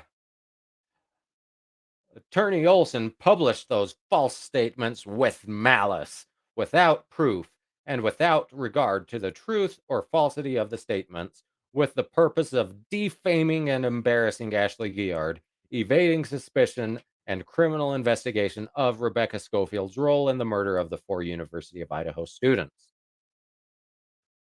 Wendy Olson and Rebecca Schofield published several false statements about Ashley Guillard and disseminated them in a nationwide press release that was subsequently disseminated to other countries. The statements include, but are not limited to, a false statement that Ashley Guillard decided to use the community's pain for her online self promotion. A false statement that Ashley Guillard made false statements about Rebecca Schofield, knowing they were false. A false statement that Ashley Guillard had no basis to make factual statements regarding any of the events that occurred in Idaho. A false statement that Ashley Guillard made false statements regarding Rebecca Schofield's involvement in the murder of the four University of Idaho students that were not based in substantial truth. A false statement that Ashley Guillard damaged Rebecca Schofield's reputation, and a false statement that Ashley Guillard undermined law enforcement efforts to solve the murder of the four University of Idaho students. Olson and Schofield made false statements about Ashley Guillard, or the false statements about Ashley Guillard were disseminated through media channels with multi-million viewers and readers, to include all of these, including Reddit users. That's important. Reddit users and many more. The attorneys filed this claim in the wrong venue with the intention of obstructing justice for Ashley Guillard by creating judicial conditions for Rebecca Schofield. I assume that's favorable to Rebecca Schofield. Um, and yes, she is claiming that as a cause of action.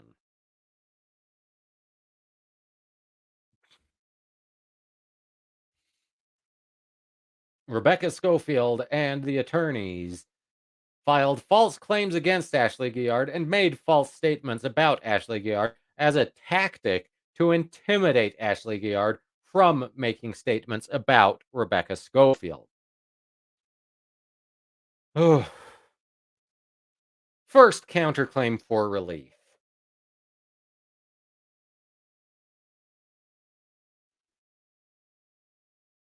Defamation. 28 U.S. Code 4104. Press releases, statements, and lawsuit alleging that Ashley Guillard made false statements regarding Rebecca Schofield and the murders, knowing they are false.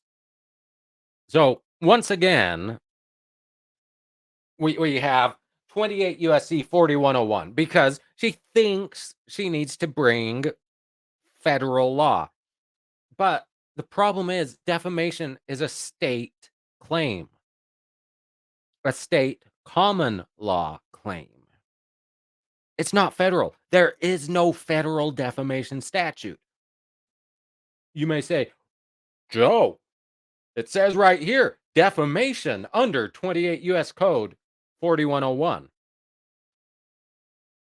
Well, let's look at that.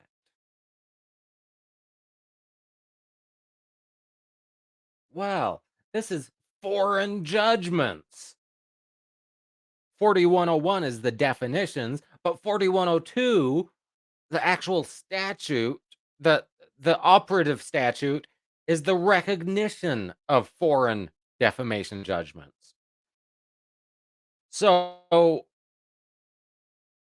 4101, it defines defamation. But you'll notice in this chapter, defamation means any action or proceeding for defamation, libel, slander, or similar claim alleging that forms of speech or faults have caused damage to reputation or emotional distress, have presented any person in a false light, or have resulted in criticism, dishonor, or condemnation of the person. Domestic court. The term domestic court means a federal court or a court of any state. Foreign court. The term foreign court means a court, administrative body, or other tribunal of a foreign country. The term foreign judgment means a final judgment rendered by a foreign court. So, and then 4102 loads recognition of foreign defamation judgments. In general, notwithstanding any other provision of federal or state law, a domestic court shall not recognize or enforce a foreign judgment for defamation unless the domestic court determines that the defamation law applied in the foreign court's adjudication provided at least as much protection for freedom of speech and press in that case as would be provided in by the First Amendment to the Constitution of the United States. So th- this isn't even about defamation. This is about which foreign defamation judgments are recognized by US courts. And the reason for that, the reason let's say you sue in England for defamation because the defamation was published in England and I win. But the defendant, even though they published in England, their assets are in the United States. The English court can't gain access to those assets. I've got to use a American court to levy against those assets in order to collect against them. So that's all this whole section's about. 4101, 4102, 3, and 4. That's all it's about. So, like, if Johnny Depp had won against The Sun, that's the UK lawsuit. If he had won against The Sun, he could have gone after any assets The Sun had in the US, but he would have had to go through the US courts by way of 4102 in order to get those.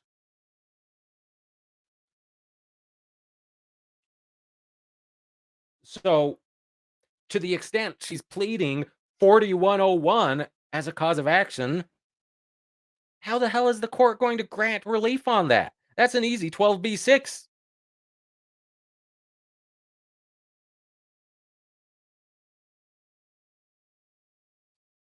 Counterclaim plaintiff Ashley Guillard incorporates the above, blah, blah, blah.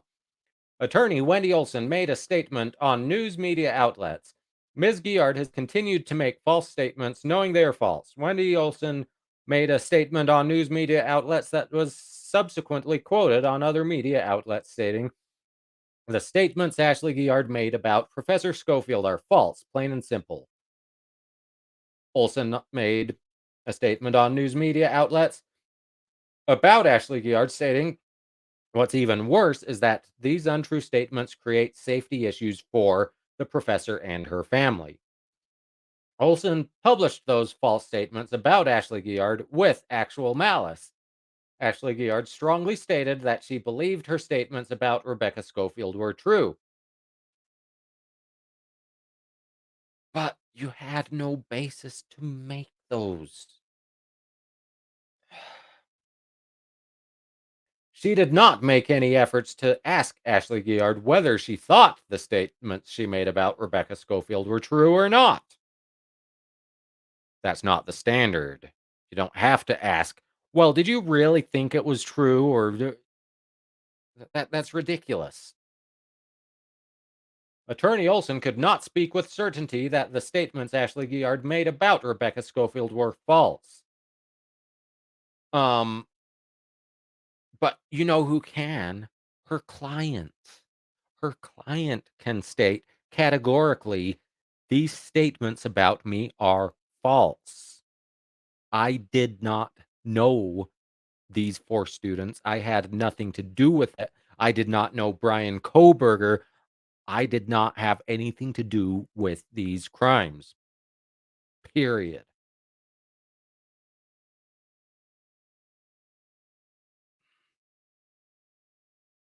Attorney Olson published statements defaming Ashley Guillard as statements of fact without regard to their falsity or not.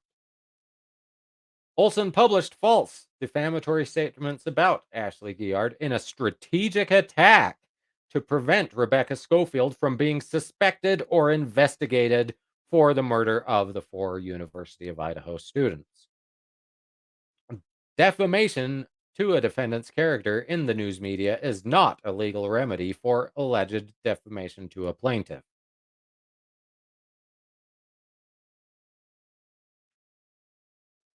That's why they filed the lawsuit. You can announce a lawsuit.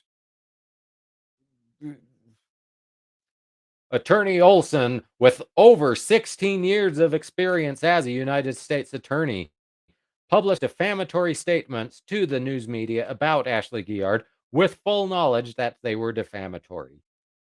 Making public defamatory statements about a defendant and spreading false information on news media about a defendant is not an attorney duty prescribed by law that is protected by immunity or absolute privilege. That's the litigation immunity that I briefly discussed earlier. Attorney Wendy Olson made those statements with malice outside the setting of litigation, with the sole purpose of defaming, harassing, discrediting, and intimidating Ashley Guillard nationally and internationally. Rebecca Schofield made statements, initiated the press release, and initiated the filing of the lawsuit claiming the statements Ashley Guillard made were false, with full knowledge and experience that the statements Ashley Guillard made were substantially true. Ashley Guillard's reputation was severely damaged across the United States and social media due to the false statements spread by Rebecca Schofield and attorney Wendy Olson. Second counterclaim for relief. Once again, under defamation 28 U.S. Code 4101. Press releases, statements made by attorney Wendy Olson alleging that Ashley Guillard undermined law enforcement efforts. Counterclaim plaintiff Ashley Guillard incorporates blah blah blah. Attorney Olson made a false defamatory statement against Ashley Guillard on several national news media, televised, and articles on the World Wide Web that Ashley Guillard undermined law enforcement efforts to find the people responsible in order to provide answers to the families and the public. Olson made that false defamatory statement about Ashley Guillard, knowing it was false and regardless of its falsity or not. The truth is the inverse. Ashley Guillard was trying to help the investigation as requested by Moscow Police Department. We're going to see the statements made by the Moscow Police Department requesting help in a minute. They didn't ask for Tic Toc psychics.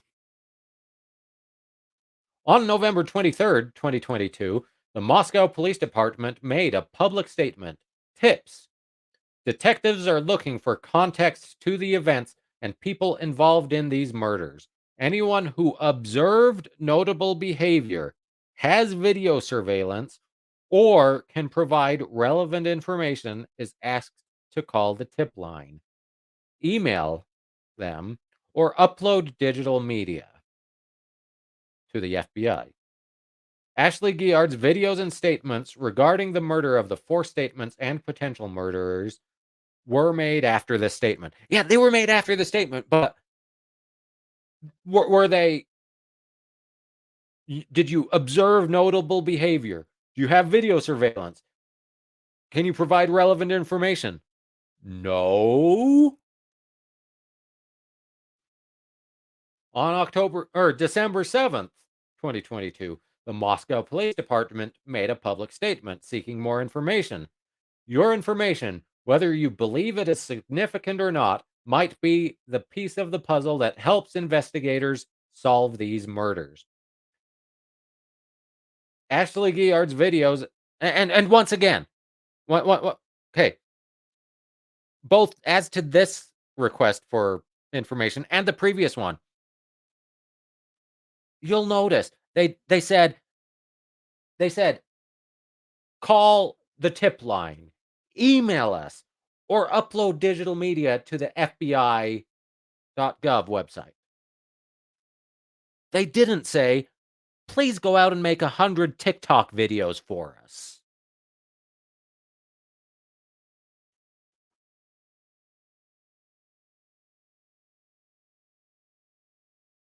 Ashley Guillard's videos and statements regarding the murder of the four students and potential murderers were made to help provide information.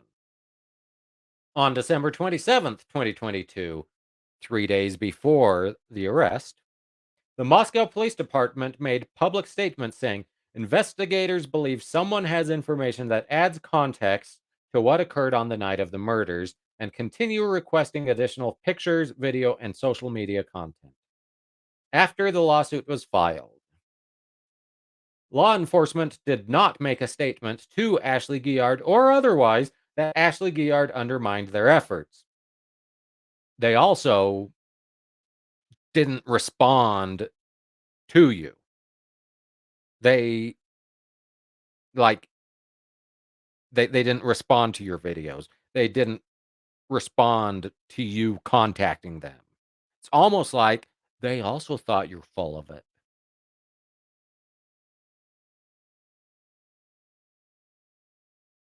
And anytime we've seen many times, December 27th, I believe, the Moscow Police Department made the statement, we do not believe Professor Scofield is involved. That takes time out of their investigation. That hampers their efforts. That might be just a little bit, just an itty bitty teeny bit, but it still is a distraction. That's all they need to show that this claim is absolute nonsense. Like even if like even if you can't say, well, this is opinion. Even if you say, well, this clearly damaged Ashley Guillard, it's still at least a little bit true. The videos and statements Ashley Guillard made regarding the murder of the four students was to help law enforcement get answers, to find the murderers so they can be legally tried for their alleged crimes, and to provide answers and potential relief to the public and victims' families.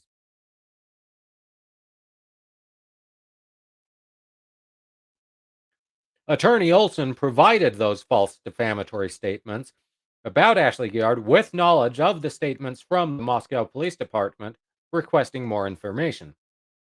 Olson published false defamatory statements about Ashley Guillard to a plethora of news outlets with malice, knowing they were false, with the intent to prevent Ashley Guillard from providing more information about Rebecca Scofield to the Moscow Police Department and to the public.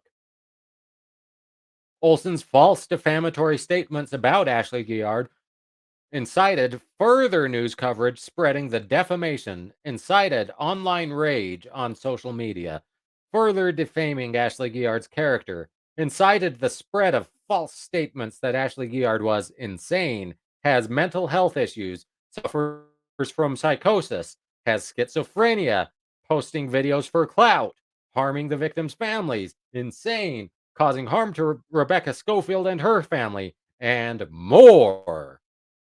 The thing is, people didn't draw those conclusions based on Attorney Olson's statements. They drew those conclusions from watching your TikTok videos. I mean, I can't think of any other conclusion other than some sort of derangement from watching those videos. I mean, many people, to include people who were following Ashley Guillard on social media, believed those statements without any thought or research into their truth or falsity. It's almost like we shouldn't be going out and interfering by conducting our own investigations into highly publicized crimes. We should leave that to the police. Olson's defamatory statements about Ashley Guillard stifled her work performance, meaning TikTok psychiatry, um, TikTok psychosis, damaged her reputation and resulted in a loss of service and revenue. Prior to the allegations, Ashley Guillard was helping a mother get details regarding the unlawful use of her 6-year-old daughter's body by a close family member, helping a sister get details regarding the unsolved murder of her brother, helping a woman decide on a course of action to get justice for the unauthorized use of her body in the past, helping a daughter get details on the murder of her father, helping a wife perceive the ramifications of a divorce or continued marriage, and more. After the defamatory allegations, Ashley Guillard was unable to focus on serving others and received less inquiries due to the damage to her reputation. If the truth was told, Ashley Guillard would have been able to serve more people, to include helping to solve the murders of musician Kershnik Kari Ball, aka Takeoff, Shanquilla Robinson, Tiffany Valiante, Kevin Samuels, and Tamla Horsford. So, at least something good came out of this. She was distracted from interfering in these other cases. She was distracted from making murder porn fan fiction about some other innocent person.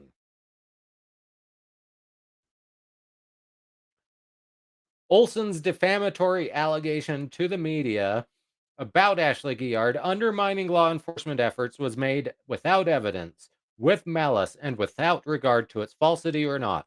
It was made for publicity purposes to defame Ashley Guillard's character, and so that the information she provided about Rebecca Scofield is not taken seriously by the public. Making public defamatory statements against a defendant and spreading false information on news media about a defendant is not an attorney duty prescribed by law that is protected by immunity or absolute privilege. Attorney Wendy Olson made those statements with malice outside the setting of litigation, with the purpose of defaming Ashley Guillard nationally and internationally. Providing a public statement on behalf of her client, Rebecca Scofield, is a lawyerly duty prescribed by law.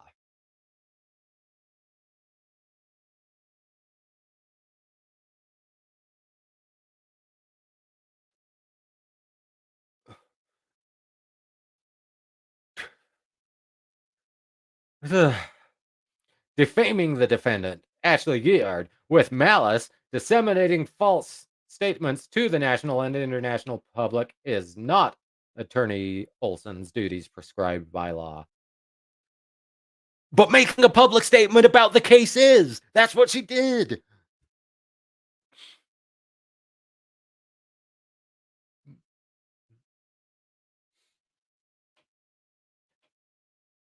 Attorney Olson is fully accountable for the defamatory allegations she made about Ashley Guillard, including defamatory statements made by attorneys outside of a legal proceeding in immunity and absolute privilege would unreasonably shield attorneys from liability for defamatory statements that would be otherwise be actionable if uttered by anyone other than an attorney.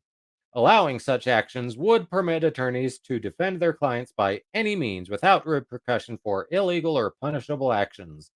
The intent of immunity is to protect attorneys from suit when they, in good faith, are performing duties on behalf of or in defense of their client during legal proceedings and duties. And a press conference about the lawsuit would be one of those duties in most situations. Actions committed in bad faith by attorneys that are not illegal or that are illegal or that are not permitted by civil or criminal law is not within the scope of attorney immunity. Attorney Olson, in bad faith and malice, made defamatory statements to a worldwide audience of multi-millions of people about defendant Ashley Guillard.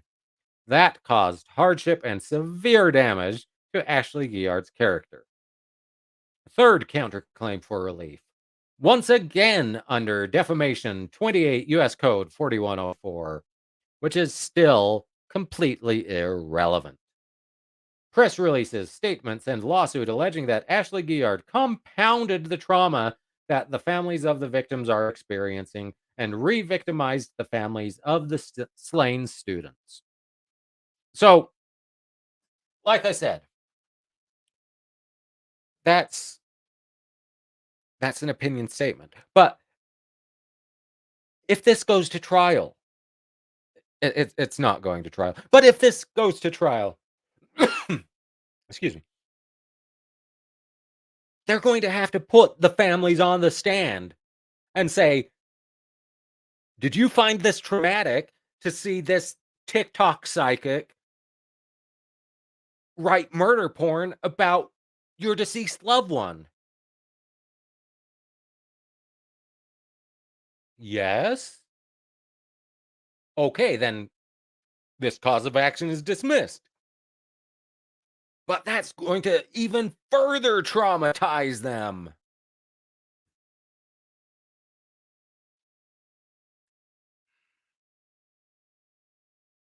Counterclaim plaintiff Ashley Guillard incorporates by reference, blah, blah, blah. Rebecca Scofield and attorney Olson published false statements that Ashley Guillard compounded the trauma that the families of the victims are experiencing. Olson published false statements that Ashley Guillard re-victimized the families of the slain students. Scofield and Olson published those statements without proof and without regard to the truth or falsity of the statement, with the sole purpose of defaming, harassing, intimidating, and embarrassing Ashley Guillard. The truth is the inverse. Ashley Guillard worked tirelessly, passionately, and without pay to help the victims' families get justice. The false statements that Rebecca Scofield and attorney Olson published about Ashley Guillard caused a mass shift in public opinion. Instead of acknowledging Ashley Guillard for her help, Ashley Guillard was ridiculed, harassed, shamed, humiliated, and falsely accused of lying. Like I've said, she thinks that if Rebecca Scofield had not defended herself, that's what damaged Ashley Guillard, is Professor Scofield defending herself. If she hadn't defended herself, the public would have seen these TikToks and they wouldn't have been shared. They wouldn't have, no one would have seen them. They would have just been out there and no one's opinion would have been bitches be tripping.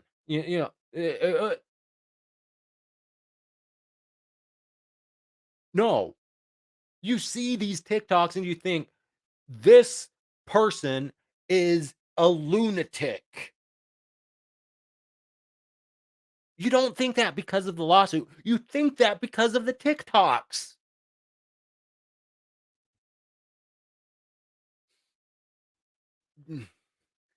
Fourth counterclaim for relief. We're getting close. Hopefully we do before I go loony. Fourth counterclaim. Frivolous claim. Knights versus Williams and fraud under 18 USC 1001. And remember, Knights versus Williams was the case about informa pauperis pleadings being able to be yeeted as frivolous right from the outset. But as we showed, a $402 filing fee was paid, so this isn't informa pauperis, so that doesn't count. But let's look at 18 USC 1001. Statements or entries generally, except as otherwise provided in this section, whoever in any matter within the jurisdiction of the executive, legislative, or judicial branch of the government of the United States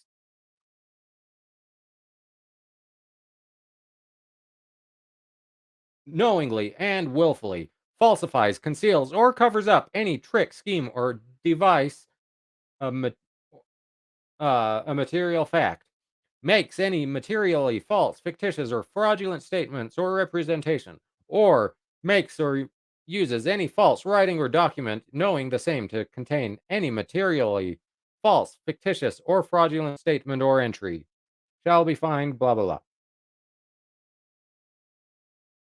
So, but Section A does not apply to a party to a judicial proceeding or that party's counsel for statements, representations, writings, or documents submitted by such party or counsel to a judge or magistrate in that proceeding.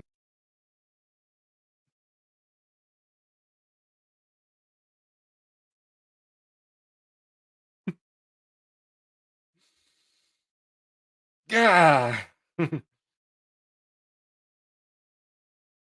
And she keeps bringing criminal charges as her causes of action, as her civil causes of action. But even when she does, like, if the U.S. attorney were to look at this case, they'd say there's no crime committed here,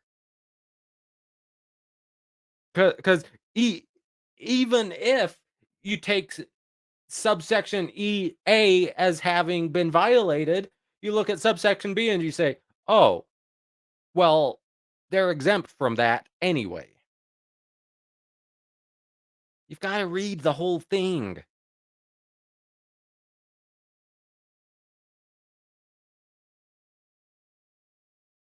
But let's read about that frivolous claim. Guillard incorporates by reference, blah, blah, blah. Scofield and the attorneys filed a false claim against Ashley Guillard. Scofield and attorney Olson made false statements about Ashley Guillard in a press release as a tactic to intimidate Ashley Guillard from her testimony on social media and to the FBI tip line about Rebecca Scofield's alleged role in the murder of the 4 University of Idaho students. according to Federal Rule of Evidence, Rule 611, mode of and order of examining witnesses and presenting evidence, control by the court purposes. The court should exercise reasonable control over the mode and order of examining witnesses and presenting evidence so as to 1. Make those procedures effective for determining truth, 2. Avoid wasting time, and 3. Protect witnesses from harassment or undue embarrassment. So, that's from the Federal Rules of Evidence, Rule 611.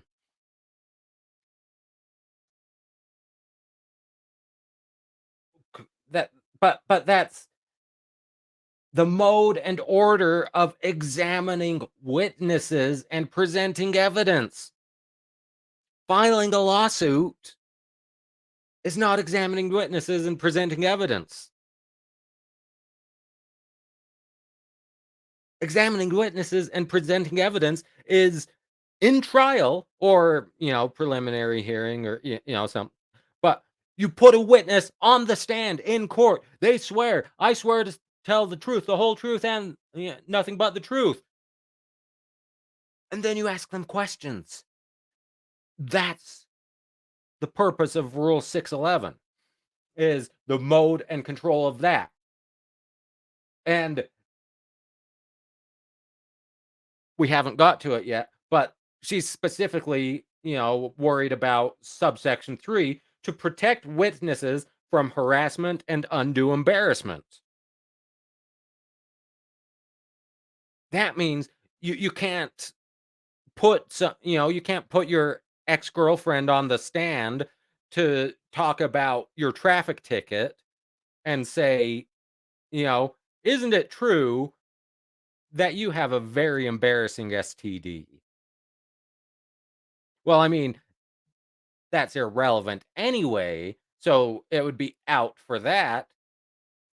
But if your traffic ticket were somehow, y- you know, like if you could plausibly think of it, you'd still say, "Hey, this is just being done to harass my witness." That's what this is. It's not, this Looney Tune has accused my client of murder, so we're suing them. Well, for starters, she's not a witness testifying in court about the murders, and she never will be. At least not in the criminal case.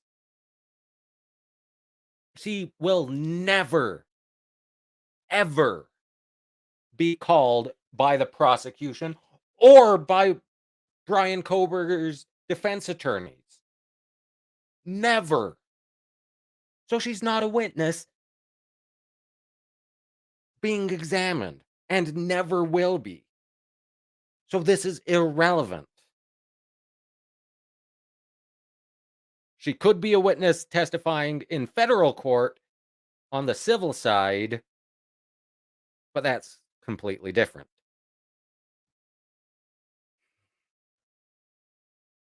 Anyone who provides relevant information to the police and investigators are potential witnesses and should be protected from harassment or undue embarrassment in and out of court.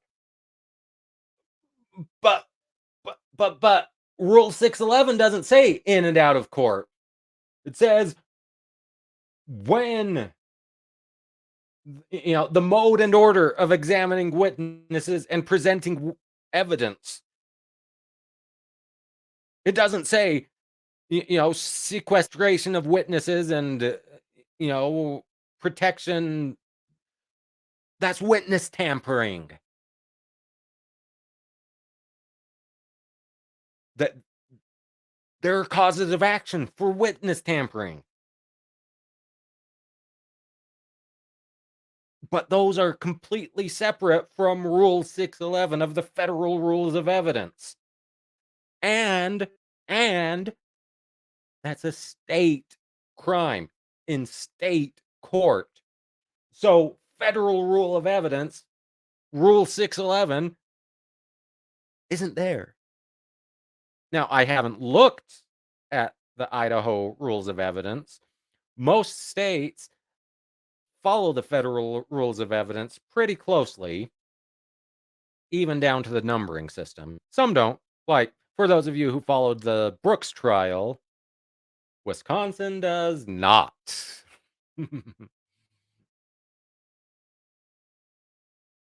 So, there's probably a similar rule in the Idaho rules of evidence, but it's not Federal Rule of Evidence 611.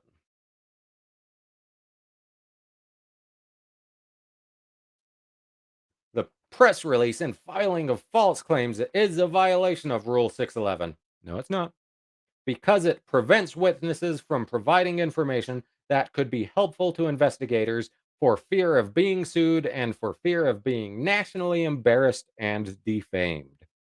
Ashley Guillard no longer feels legally protected enough to use her knowledge to help with any more cases, to include the case of the murder of the four University of Idaho students, for fear of more harassment and frivolous claims against her.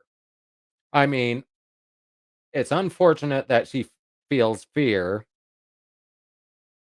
but good. Don't help in any more cases. Unless you're a direct eyewitness, don't. The attorneys filed this claim in the wrong venue with the intention of obstructing justice for Ashley Guillard by creating judicial conditions favorable to Rebecca Scofield and prejudiced for Ashley Guillard. The attorneys have over 40 years of experience as United States attorneys. Only one of them was a United States attorney. United States attorneys, all capitalized, that's a very specific term. That's federal prosecutors. They have enough knowledge and experience to properly interpret 28 USC 1391 to choose the correct venue. I told you we'd get to that. 28 USC 1391, venue, generally. Applicability of the section, except as otherwise provided by law. This section shall govern the venue of all civil actions brought in district courts of the United States, and the proper venue for a civil action shall be determined without regard to whether the action is local or transitory in nature. Section B, venue in general. A civil action may be brought in 1.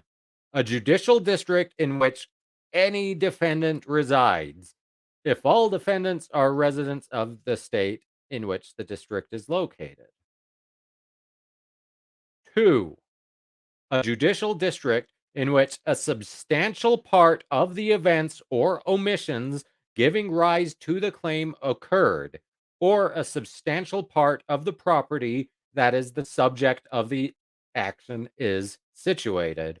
Or 3, if there is no district in which an action may otherwise be brought as provided in this section, any judicial district in which any defendant is subject to the court's personal jurisdiction with respect to such action. So, venue. That's B2. The judicial district in which a substantial portion or events occurred.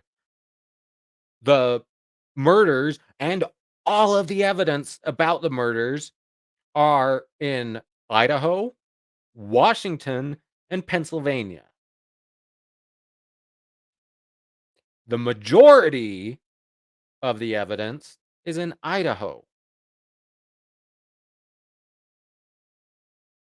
Ashley Guillard, speaking about the murders, yeah, she spoke about them in Texas, but she was talking about events that took place in Idaho. The witnesses are all in Idaho. The correct venue is Idaho. It could have been brought in Texas. but it makes more sense to do it in Idaho. And I'm not going to talk about personal jurisdiction because Ashley Guillard didn't talk about personal jurisdiction. I think the Idaho court can have personal jurisdiction over her, so I'm just that's all I'm going to say about that.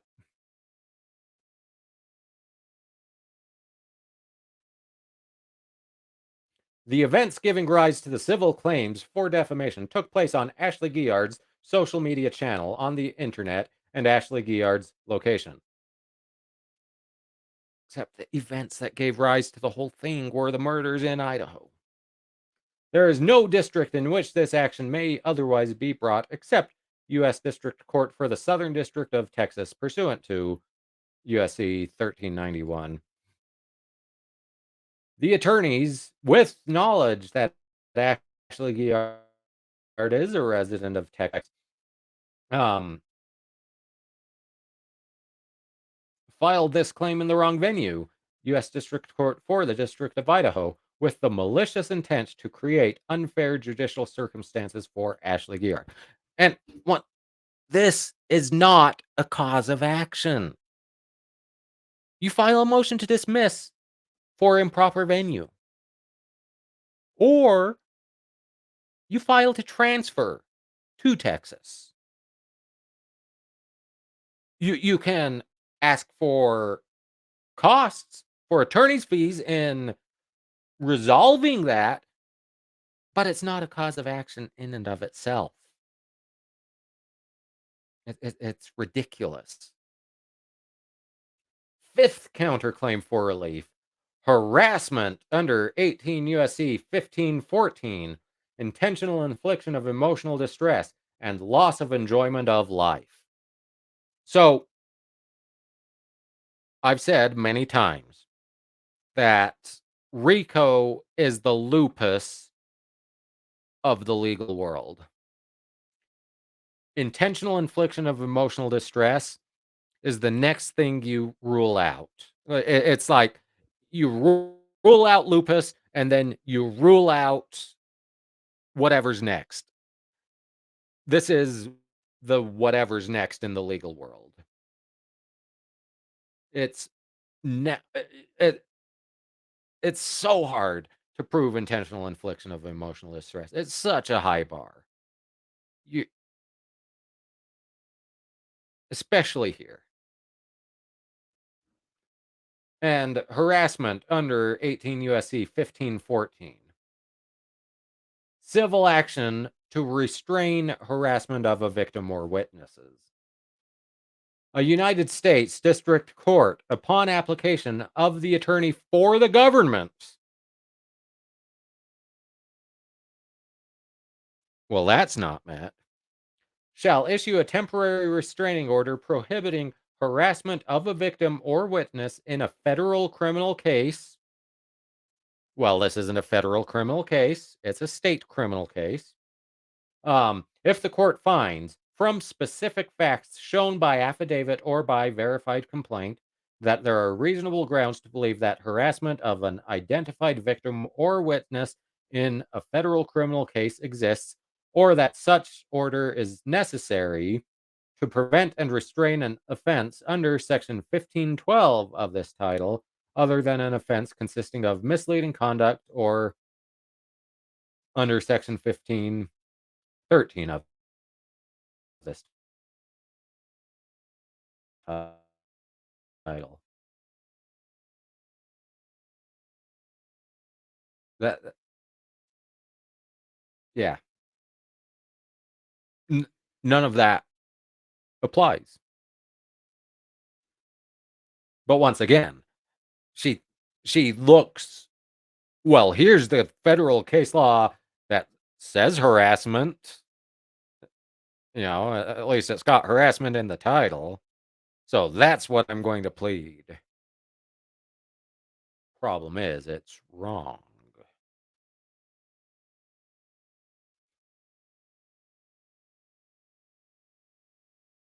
Counterclaim plaintiff Ashley Guillard incorporates by reference, blah, blah, blah. The filing of the frivolous claims against Ashley Guillard by Rebecca Scofield and the attorneys, and the mass disseminated press release by Rebecca Scofield and Attorney Olson with false statements about Ashley Guillard encouraged mass harassment against her pursuant to Idaho Statute 18 6710 and 18 USC 1514. Let's look at Idaho 18 6710. Use of telephone to annoy, terrify, threaten, intimidate, harass, or offend by lewd or profane language.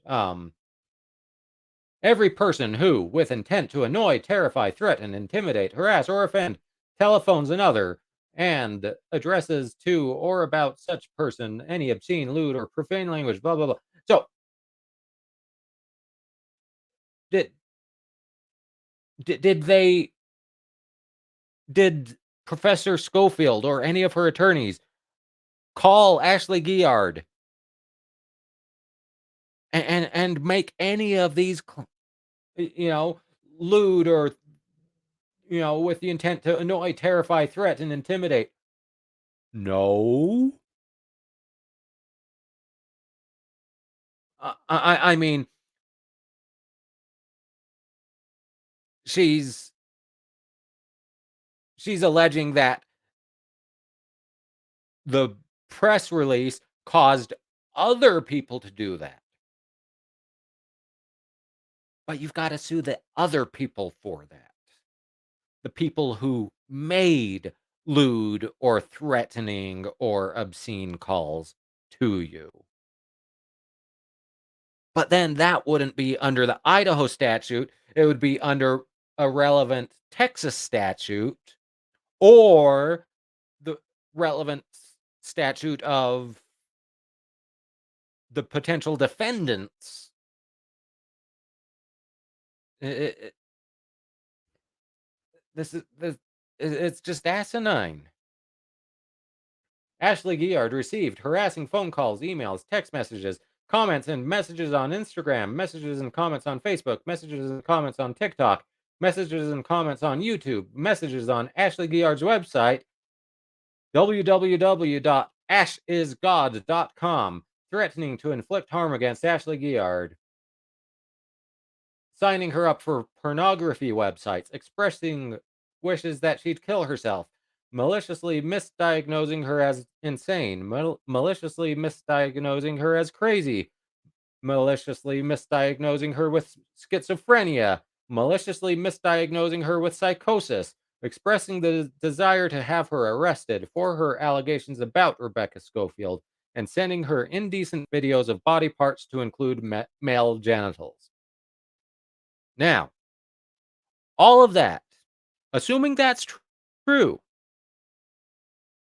all of that is despicable behavior.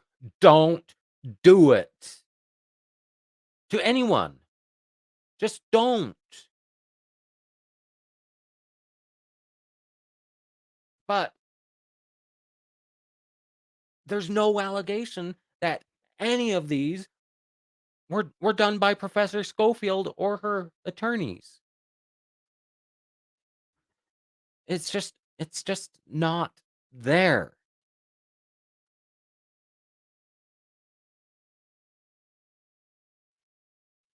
The filing of the frivolous claims against Ashley Guillard by Professor Scofield and her attorneys, and the mass disseminated press release by Rebecca Scofield and Attorney Olson caused harassment against Ashley Guillard pursuant to Idaho Statute 18 6710 and 18 USC 1514 by the initiation of a petition to have her arrested that was signed by over 10,000 people on change.org. Um, Once again, that was not done by Professor Scofield or her attorneys, but that also wouldn't meet the standards for 6710 because that's not contacting her. That's a change.org petition. It's meaningless. The filing of the frivolous claims against Ashley Guillard by Professor Scofield and her attorneys, and the mass disseminated press release by Professor Scofield and Attorney Olson instigated harassment pursuant to Idaho Statute 18-6710 and 18 USC 1514 against Ashley Guillard by sending messages to her family and friends seeking to have her committed and held in a psychiatric facility and to get her personal address to allegedly have her arrested by Idaho law enforcement. Once again, don't do that. The filing of the frivolous claims against Ashley Guillard by Professor Scofield and her attorneys, and the mass disseminated press release by Professor Scofield and Attorney Olson, and harassment caused her substantial emotional distress, mental distress, suffering, or anguish, including depression, shame, humiliation, shock, embarrassment. She should feel embarrassed. Grief, anxiety, and fear. Ashley Guillard suffered a loss of enjoyment of life. Ashley Guillard typically travels on New Year's Eve, as she did New Year's Eve 2021. Instead, New Year's Eve 2022, she chose to stay inside for fear of her life, arguments, and embarrassment. Ashley Guillard suffered mental anguish due to the potential harm caused by the continuous threats to kill her or hopes that she'd die. Ashley Guillard suffered mental anguish, depression, shame, humiliation, shock, embarrassment, grief, anxiety, and fear from the false statements about her that was widely disseminated nationally on news media and social media, causing her to stay home and isolate herself more than usual. I mean, the cognitive dissonance here. It's you know, you falsely accuse someone of murder, and they're going to feel all of these things, but then when they say no, she's lying, you now you're the victim?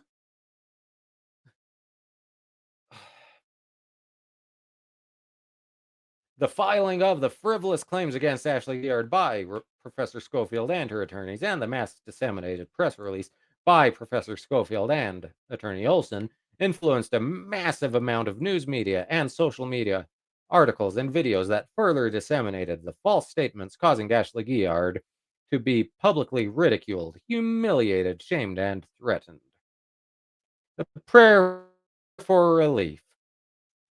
Number one, a mass press release with a statement that Ashley Guillard approves of to every news outlet that this lawsuit was covered, and to social media outlets Facebook, Twitter, TikTok, Instagram, Reddit, and all others that it was covered on, correcting the false claims made against Ashley Guillard. Number two, a mass press release in every news outlet that this lawsuit was covered on, and to social media outlets Facebook, Twitter, TikTok, Instagram, Reddit, and others with an apology to Ashley Guillard that she approves of for the accusations made against her. Number three, compensatory and punitive damages in an amount determined by the judge, attorney, and court fees that may arise now or in the future for any action related to this case.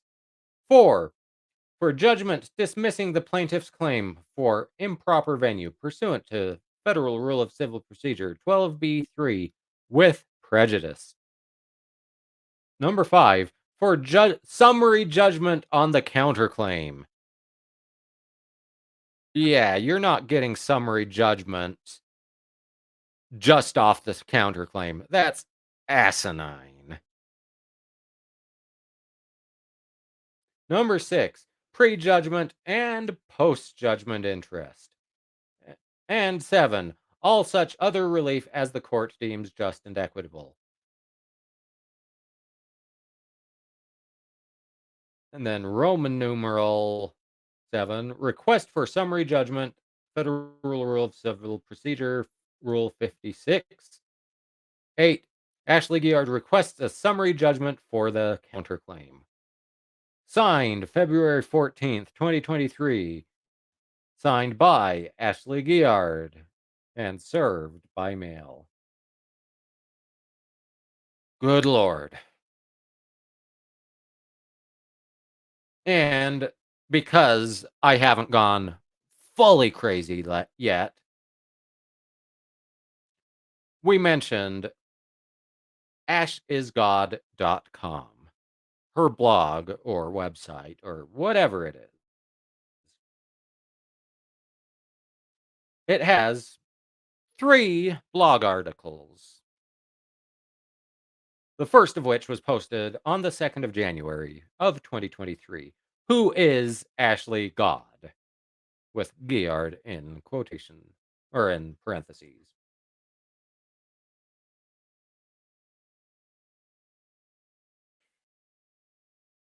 It's going to be the last of it tonight because, like I said, Ashley Guillard is a genius due to her exceptional intellectual and spiritual power. A genius that was developed through rigorous traditional left brain and spiritual right brain means. Neuropsychologists and biologists teach that traits of the left side of the brain are order, logic, planner, analytical, reality based, sequential, seeks stability, control, rational, cautious, attention to detail, uh, a posteriori knowledge, and more. Neuropsychologists and biologists in general teach that the right side of the brain controls emotional intelligence, compassion. He surely is lacking in both of those. Holistic thinking, imagination, perception, creativity, empathy, intuition, reasoning, risk taking, free thinking, visions oriented, a priori knowledge, and more. I believe that has all been debunked as absolute nonsense. The left brain versus right brain continuum. At least biologically, like as an actual function of the brain, I'm pretty sure that's been completely debunked, or at least it's not the scientific consensus. It's to cultivate her left brain. She served nearly 4 years of military service in the United States Army, including 1 year of combat in Operation Iraqi Freedom, studied through higher education for nearly 8 years. She earned a Master of Science in Human Resource Management degree from Troy University and a Bachelor of Business Administration in Management degree from Columbus State University in Columbus, Georgia, and worked as a classification analyst for the federal government.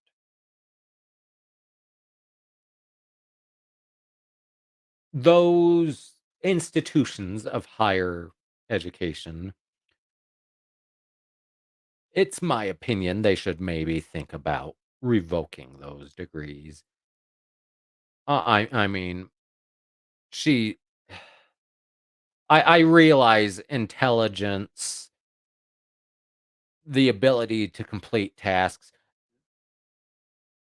they are separate from sanity, from emotional intelligence.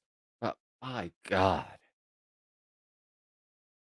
To cultivate her right brain, Ashley Guillard quit her job in 2016 and spent 6 years in near continuous solitude. She focused primarily on connection with the Holy Spirit of God, spiritual purification, right brain development, Kabbalistic spiritual studies, Kabbalistic astrology, Kabbalistic tarot, Western astrology, numerology, gematria. Oh, God. The application of biblical principles, divine femininity, divine masculinity, the twin flame journey, spiritual wholeness, spiritual freedom, dream interpretation, writing books, spiritual communication, and clairvoyance. And she emerged from that 6 years of near continuous solitude just in time to accuse Professor Scofield of murder. It was during those years of spiritual development that she learned more about her ability to receive spiritual communication in all forms, to include the ability to gain insights through the art of tarot. By the end of 2021, Ashley was ready for practical application of everything she learned to help solve cold cases, mishandled cases, and more. Starting with the murder of Tamla Horsford, she began by writing books explaining the details of the crimes and eventually used TikTok to publish the information to a wider audience. November 2022 and December 2022, Ashley Guillard's efforts increased dramatically because the Moscow, Idaho, University of Idaho student's murder case was current. She was eager to discover the truth and to help the investigators get the information that they needed to arrest the murderers as soon as possible. And you noticed I scoffed a little extra at the mention of gematria. I only know what that is because I watch Simon Dan and his Tinfoil Tuesday and he he does Flat Earth Friday, I think, and Tinfoil Tuesday. Tinfoil Tuesday, he frequently covers gematria, which is basically like numerology, but even more insane. So, if you want to know what that is, go watch Simon Dan. He's got some good stuff. Um, with that, I think my brain is now totally fried.